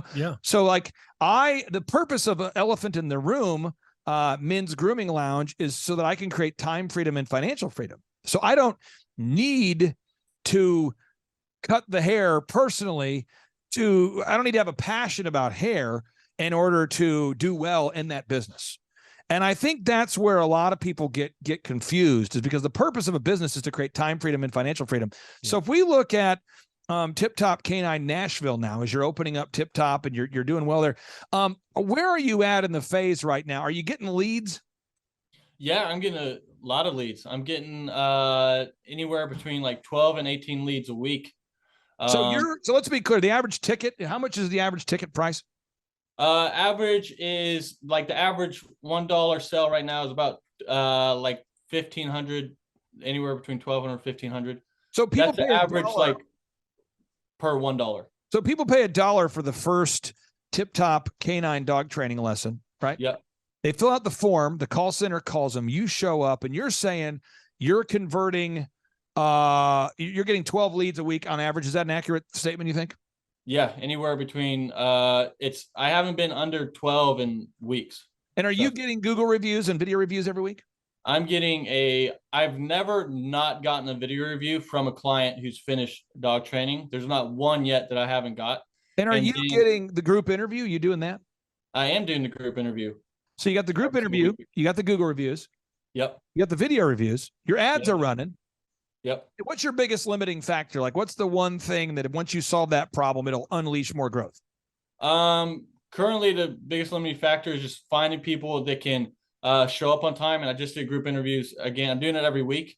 Yep. And last night there was about 5 good quality people. So I had 3 shadow today. I'm probably going to hire 2 of the 3, and then I got 2 shadowing Saturday. So that problem is going to be solved quick. So the group interview, now, Aaron, if you took out the group interview from shawhomes.com, again, which is one of Oklahoma's largest home building companies, if you stopped that process, what would happen? We would have major problems because we're a big enough company that I've found that people quit or leave when it's convenient for them and not when it's convenient for me. Mm. And so we'll have people, life happens. We just had one of our top people left because they were moving out of state to be with family that's getting elderly and taking care of their family. And so they made that life choice to move, and they love Shaw Homes and would love to be here, but they need to go help family. And so that's one of my key people, and I had to replace them. And because we were doing the group interview, I had multiple people in mind the day that person said, hey, I'm about 2 weeks away from leaving. I already had the person lined up to put into that position. So it would be devastating to me to not have that, because then I got to go, oh my God, I have an emergency. This is a burning fire. Let me go start an ad and hope to get somebody in so then I can interview them and then I can pick them. I had multiple candidates from previous weeks already ready and in mind to be able to hire right off the bat. And our turnaround time was literally 1 day, and we had a person. So again, JT, how big of a selling point was it when it came to buying a Tip Top Canine that I was involved and that my systems would be used? The true reason is it's actually the only reason I did it. And I'll tell you this, every business that I've ever been involved in does great. Yep. That's true. And the only business that I've ever got involved in that hasn't been like a mediocre, like a massive meteoric, like rocket ship super success story was our online school. And I'll tell you about the online school. It's $19 a month. And it's sort of like tried to make it super affordable for entrepreneurs to learn entrepreneurship if they can't afford one-on-one coaching. Right. And, you know, I mean, you got to have a lot of people paying $19 a month to be lucrative, you know, so it pays the bills. But I'm telling you, every business that I've been involved in, they all scale. And the question is, am I a genius? No. Is Dr. Zellner a genius? No. It's because we know the proven systems. And so the big idea I want to communicate today is if you want to create time and financial freedom, you must master the crap, the core, repeatable, actionable processes. So JT, let's just say in the future, as your Tip Top continues to grow, and if you were in the future and you were, let's say there's 50 franchisees in the future and they're all just doing great. Yep. And you got hired to speak at that conference to teach the things that make the Tip Top successful. What would be the things that you would make sure that every Tip Top canine owner masters, in addition to being a great dog trainer? In addition to that is systems. So all of the systems, holding people accountable to the systems, actually jumping on the weekly coaching call so that you guys can help them. Like if I could only pick one, it would be to hop on that call, because then questions they have, they can ask, they can get it answered. And then also it's just the accountability factor of actually doing what you need to do. I know, I see you laughing at this. And then that would be the biggest things are all of the systems that you guys already have implemented. Just do them and just figure out, like you did on the in your book that you were talking about here. Figure out how many hours you're willing to work. Have all of that set in stone. Figure out your F6 goals that you talk about, so that you remember that the vehicle, that the business is a vehicle to get you to your destination. It's not your overall life, because then people get stuck. And then they get stuck in creative ideas and all that stuff. So it's just staying on the path and implementing the systems. Although you're running a successful location and your sales are blowing up and you like your own dog, how passionate are you about actually the art of dog training? Like how big of a, you know, I mean, do you wake up every day going, what I want to do today is train dogs. That's my passion. What are your, because again, people, I think when in franchising, you know, I've met so many of the OxyFresh franchise owners over the year at oxyfresh.com, and almost none of them care about carpet. No one's like, oh man, really want to clean that carpet. Greg, are you okay? Sorry, I blacked out. I was focusing on that carpet. Can I touch your carpet? Is that okay? Greg, we're not going to invite you over if you keep touching the carpet. You know, quit licking the carpet. Quit licking the carpet, Greg. Sorry, I'm writing a book right now called Carpet and what it means to me. I mean, it's just, why have you stapled your head to the carpet, Greg? So, I mean, as far as is dog training itself like a big life passion for you? Do you wake up with this burning desire to train dogs? No, I love my dog. I like dogs, but I don't truly wake up and like, oh, this is what I want to do. I want to train dogs. I want to be patient all day and work with them. I'm not super passionate about like training dogs. I like dogs. And I love my dog, but I don't just wake up with a burning desire to be all things dog training. So why did you buy a Tip Top Canine franchise? Is the goal to create time freedom and financial freedom? Is that the real goal? So the only goal is to be able to live the life I want. And I can't do that without time freedom and financial freedom. And me and Antis talked about it at one of your conferences. I said my goal was to have 5 rental properties, and my favorite places to travel. Yep. And he said, well, mine was 10. And I was like, okay, well, now mine's 11. So I love it, JT. I love it. Well, brother, thank you for carving out time. And again, I just want to encourage everybody out there. If you own a franchise, let's say you don't own a Tip Top Canine, but you own any other kind of business franchise. The franchise that you bought is successful because they introduced a proven system. Yep. And what you want to do is you want to master those core, repeatable, actionable processes. You want to master the core, repeatable, actionable processes. And remember, the greats among us, they bored down while the rest of the world chases shiny things and struggles with boredom. So JT, thank you for joining us. And again, folks, if you want to learn more about owning a Tip Top Canine franchise, you can learn more about that at timetofreeamerica.com. We have a button there where you can find jobs that don't require the shots, or you can go directly to tiptopcanine.com. I would encourage you to go directly to tiptopcanine.com to learn more. JT, you smell terrific. Thanks a lot. See you, Jay. Thanks, sir. Bye. See you guys. I played basketball at the University of Oklahoma, and my father was a high school coach. When I got out of college, what I wanted to do was coached. I coached in college for about 4 years, and then I had my son, and life changed. And my son was terminally ill. He had muscular dystrophy, what's called Duchenne's. At the time, I was working for a school. I needed to make more money because of all, doctor bills, all that kind of stuff you got to buy and everything. And so I started doing just a side program with SCORE, just doing a few basketball lessons. My schedule filled up. At the time, my son was in a wheelchair. It got to be quite a struggle with him. And so it was a constant fight every day of, do I work? Do I spend my time with him? How much time do I spend with working? But what I learned from all of it is you still got to get your job done. Well, I'm not a business owner, and I'm probably a terrible business owner. Back a couple years ago, because I had parents tell me all the time, well, I wish I'd have known about you 3 years ago, or I've never heard of SCORE. We get that all the time. And then doing the finances, just everything that I had to do was just eating me alive. It would take hours every day. And so I needed to get smart about doing my business. All of us need a game plan, and Thrive 15 has helped me tremendously with that game plan.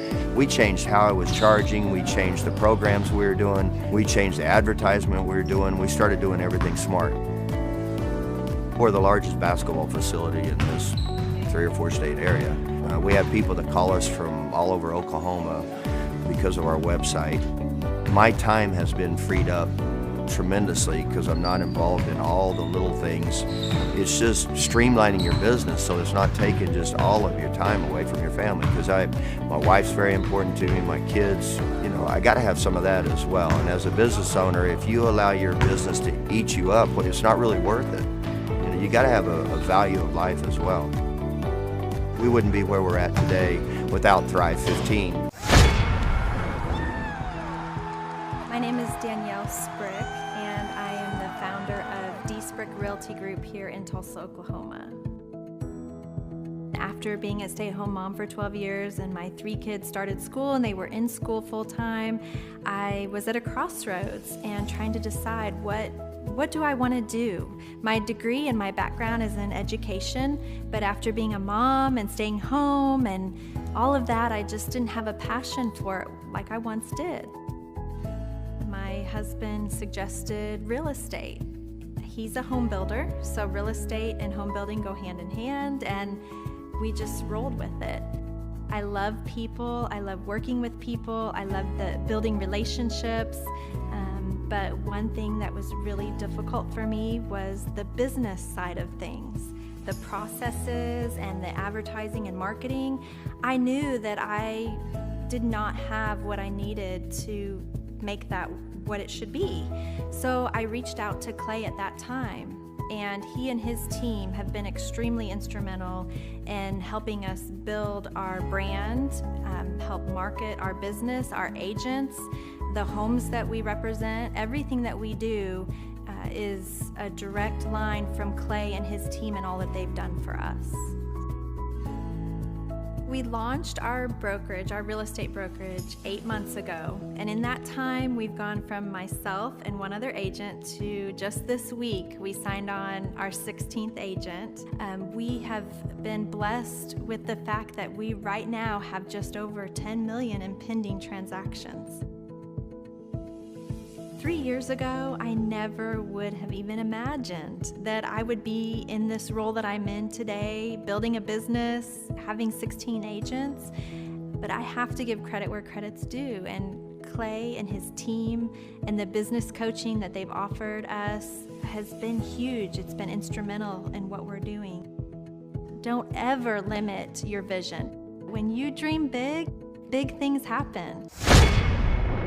I started a business because I couldn't work for anyone else. I do things my way.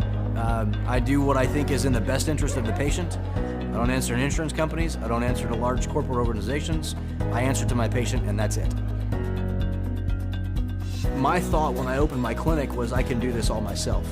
I don't need additional outside help in many ways. I went to medical school. I can figure this out. But it was a very, very steep learning curve. Within the first 6 months of opening my clinic, I had a $63,000 embezzlement. I lost multiple employees. Clay helped us weather the storm of some of the things that are just a lot of people experience, especially in the medical world. He was instrumental in helping with the specific written business plan. He's been instrumental in hiring good quality employees, using the processes that he outlines for getting in good talent, which is extremely difficult. He helped me in securing the business loans. He helped me with web development and search engine optimization. We've been able to really keep a steady stream of clients coming in because they found us on the web. With everything that I encountered, everything that I experienced, I quickly learned it is worth every penny to have someone in your team that can walk you through and even avoid some of the pitfalls that are almost invariable in starting your own business. I'm Dr. Chad Edwards, and I own Revolution Health and Wellness Clinic. I'm Rachel with Tip Top Canine, and we just want to give a huge thank you to Clay and Vanessa Clark. Hey guys, I'm Ryan with Tip Top Canine. Just want to say a big thank you to Thrive 15. Thank you to Make Your Life Epic. We love you guys, we appreciate you, and really just appreciate how far you've taken us. This is our old house, right? This is where we used to live a few years ago. This is our old neighborhood. See? It's nice, right? So this is my old van and our old school marketing, and this is our old team. And by team, I mean it's me and another guy. This is our new house with our new neighborhood. This is our new van with our new marketing, and this is our new team. We went from 4 to 14, and I took this beautiful photo.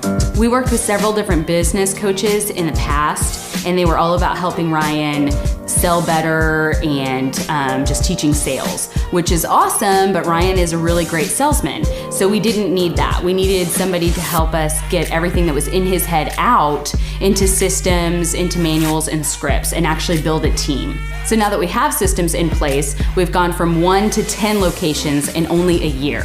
In October 2016, we grossed 13 grand for the whole month.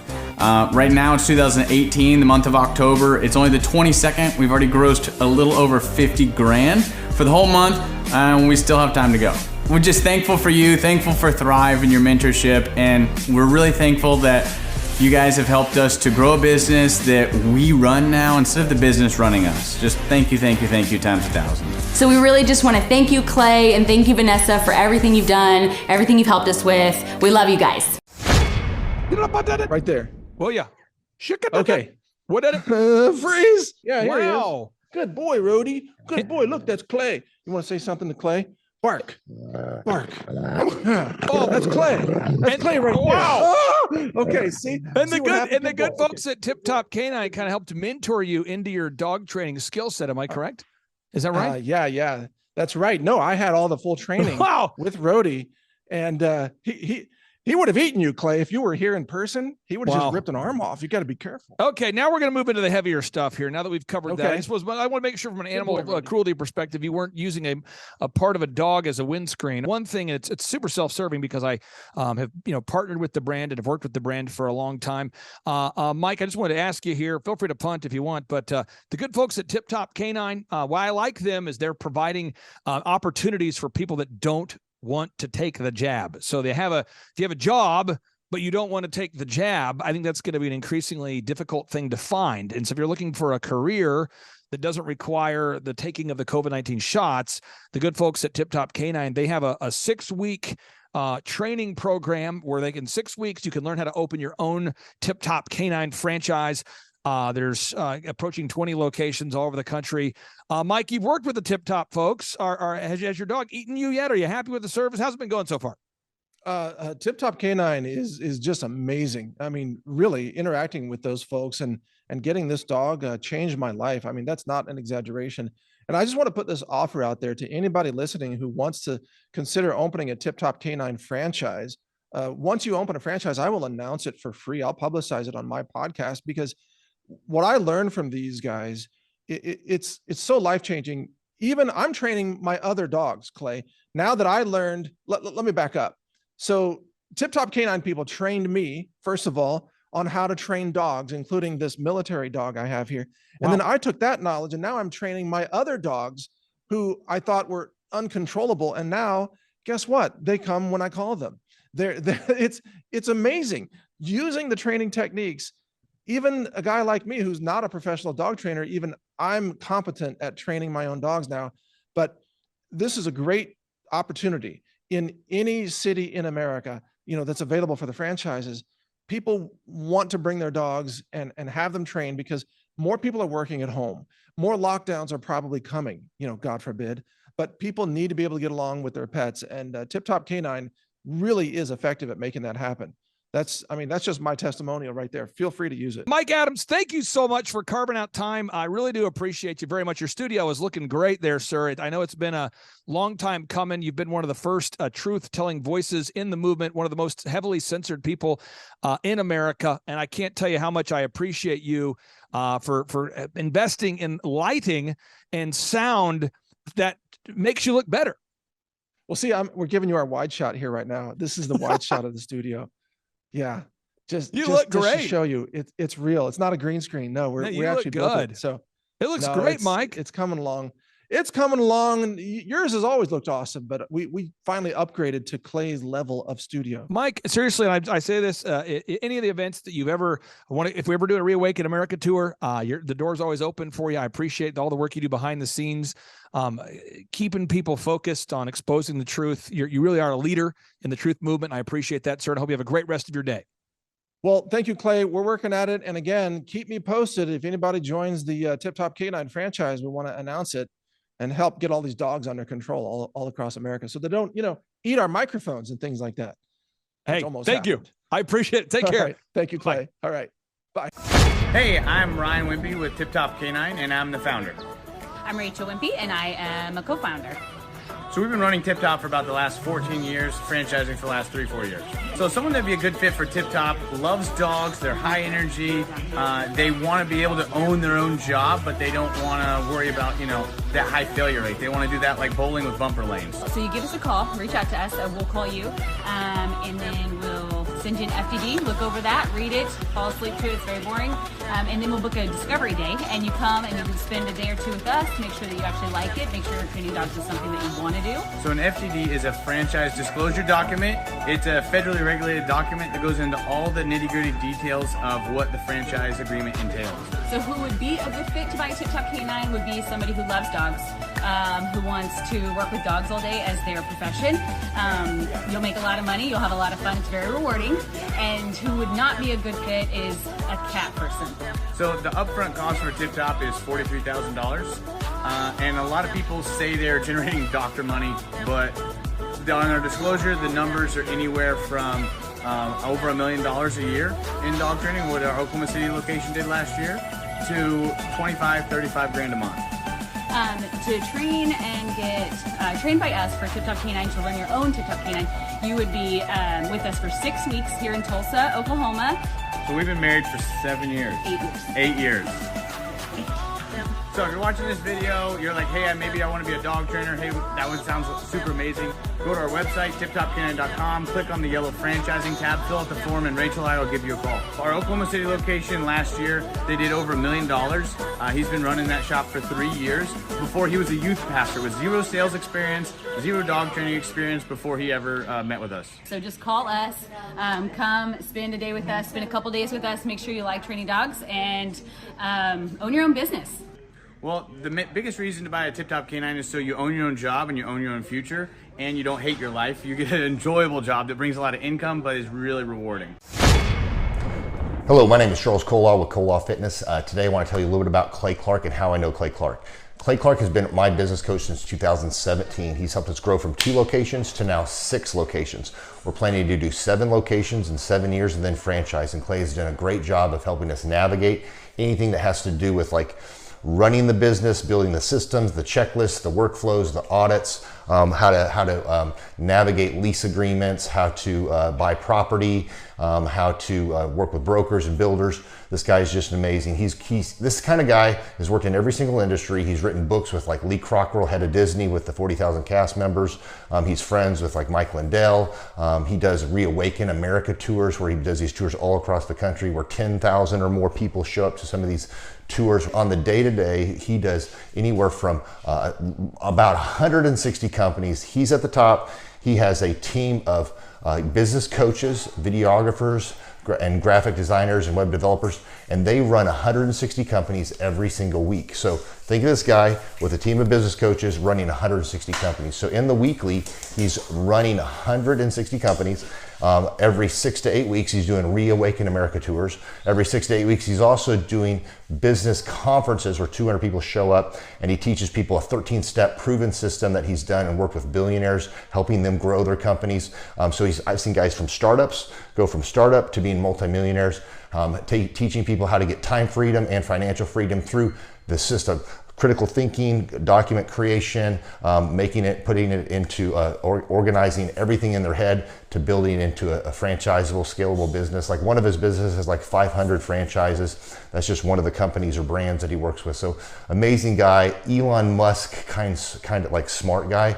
He kind of comes off sometimes as socially awkward, but he's so brilliant, and he's taught me so much. When I say that, like Clay is like, he doesn't care what people think when you're talking to him. He cares about where you're going in your life and where he can get you to go. And that's what I like most about him. He's like a good coach. A coach isn't just making you feel good all the time. A coach is actually helping you get to the best you. And Clay has been an amazing business coach. Through the course of that, we became friends. I was really most impressed with him is when I was shadowing him one time. We went into a business deal and listened to it. I got to shadow and listen to it. And when we walked out, I knew that he could make millions on the deal. And they were super excited about working with him. And he told me, he's like, I'm not going to touch it. I'm going to turn it down, because he knew it was going to harm the common good of people in the long run. And the guy's integrity just really wowed me. It brought tears to my eyes to see that this guy, his highest desire was to do what's right.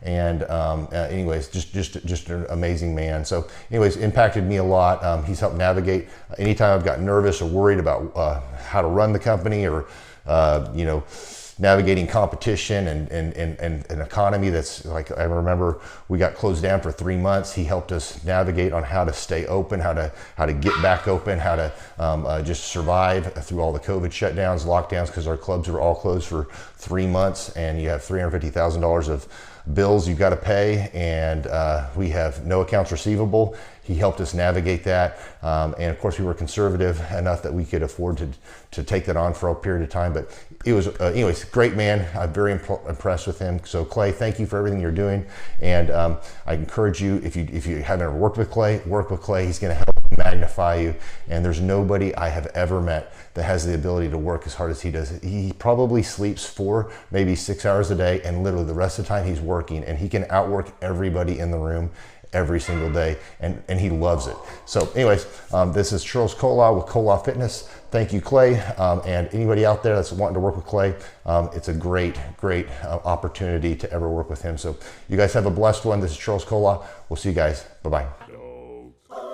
All right, so if you want to schedule a one-on-one consultation to learn about the business growth consulting that I provide, you can schedule that or learn more about that at thrivetimeshow.com. Again, thrivetimeshow.com. If you want to attend one of our in-person 2-day interactive business workshops, you can learn more about that at thrivetimeshow.com. And the way we charge for that is it's a $250 or whatever price you choose to pay to attend our in-person workshops. I do that not to give people a handout, but to give people a hand up. And we want to make those workshops affordable for everybody. And again, you can get those tickets at thrivetimeshow.com. Also, you can book the complimentary 13-point assessment with myself to see how we can help you grow your business and take it to the next level. And if you go to thrivetimeshow.com and you click on testimonials, you can see thousands of entrepreneurs just like you that we've helped to grow over and over again. That's just what I do. Growing businesses is my thing. It's easy for me to do, and it will be easy for you to do if you just follow the proven path. And then finally, if you want to schedule a consultation to learn more about opening a tip-top canine franchise. Full disclosure, it'll take you about 6 weeks of training to become a Tip Top Canine franchise owner. And I would encourage you to learn more and schedule a free consultation to learn if opening a Tip Top Canine is right for you by going to tiptopcanine.com. The Thrive Time Show 2-day interactive business workshops are the highest and most reviewed business workshops on the planet. You can learn the proven 13-point business systems that Dr. Zellner and I have used over and over to start and grow successful companies. I mean, we get into the specific steps on what you need to do to optimize your website. We're going to teach you how to fix your conversion rate. We're going to teach you how to do a social media marketing campaign that works. How do you raise capital? How do you get a small business loan? We teach you everything you need to know here during a 2-day, 15-hour workshop. It's all here for you. You work every day in your business, but for 2 days you can escape and work on your business and build these proven systems so now you can have a successful company that will produce both the time freedom and the financial freedom that you deserve. You're going to leave energized, motivated, but you're also going to leave empowered. The reason why I've built these workshops is because as an entrepreneur, I always wish that I had this. And because there wasn't anything like this, I would go to these motivational seminars, no money down, real estate, Ponzi scheme, get motivated seminars, and they would never teach me anything. It was like you went there and you paid for the big chocolate Easter bunny, but inside of it, it was a hollow nothingness. And I wanted the knowledge, and they're like, oh, but we'll teach you the knowledge after our next workshop. And the great thing is we have nothing to upsell. At every workshop, we teach you what you need to know. There's no one in the back of the room trying to sell you some next big get-rich-quick, walk-on-hot coals product. It's literally, we teach you the brass tacks, the specific stuff that you need to know to learn how to start and grow a business. And I encourage you to not believe what I'm saying, and I want you to Google the Z66 auto auction. I want you to Google elephant in the room. Look at Robert Zellner and Associates. Look them up and say, are they successful because they're geniuses, or are they successful because they have a proven system? When you do that research, you will discover that the same systems that we use in our own business can be used in your business. Come to Tulsa, book a ticket, and I guarantee you it's going to be the best business workshop ever, and we'll even give you your money back if you don't love it. We've built this facility for you, and we're excited to see you.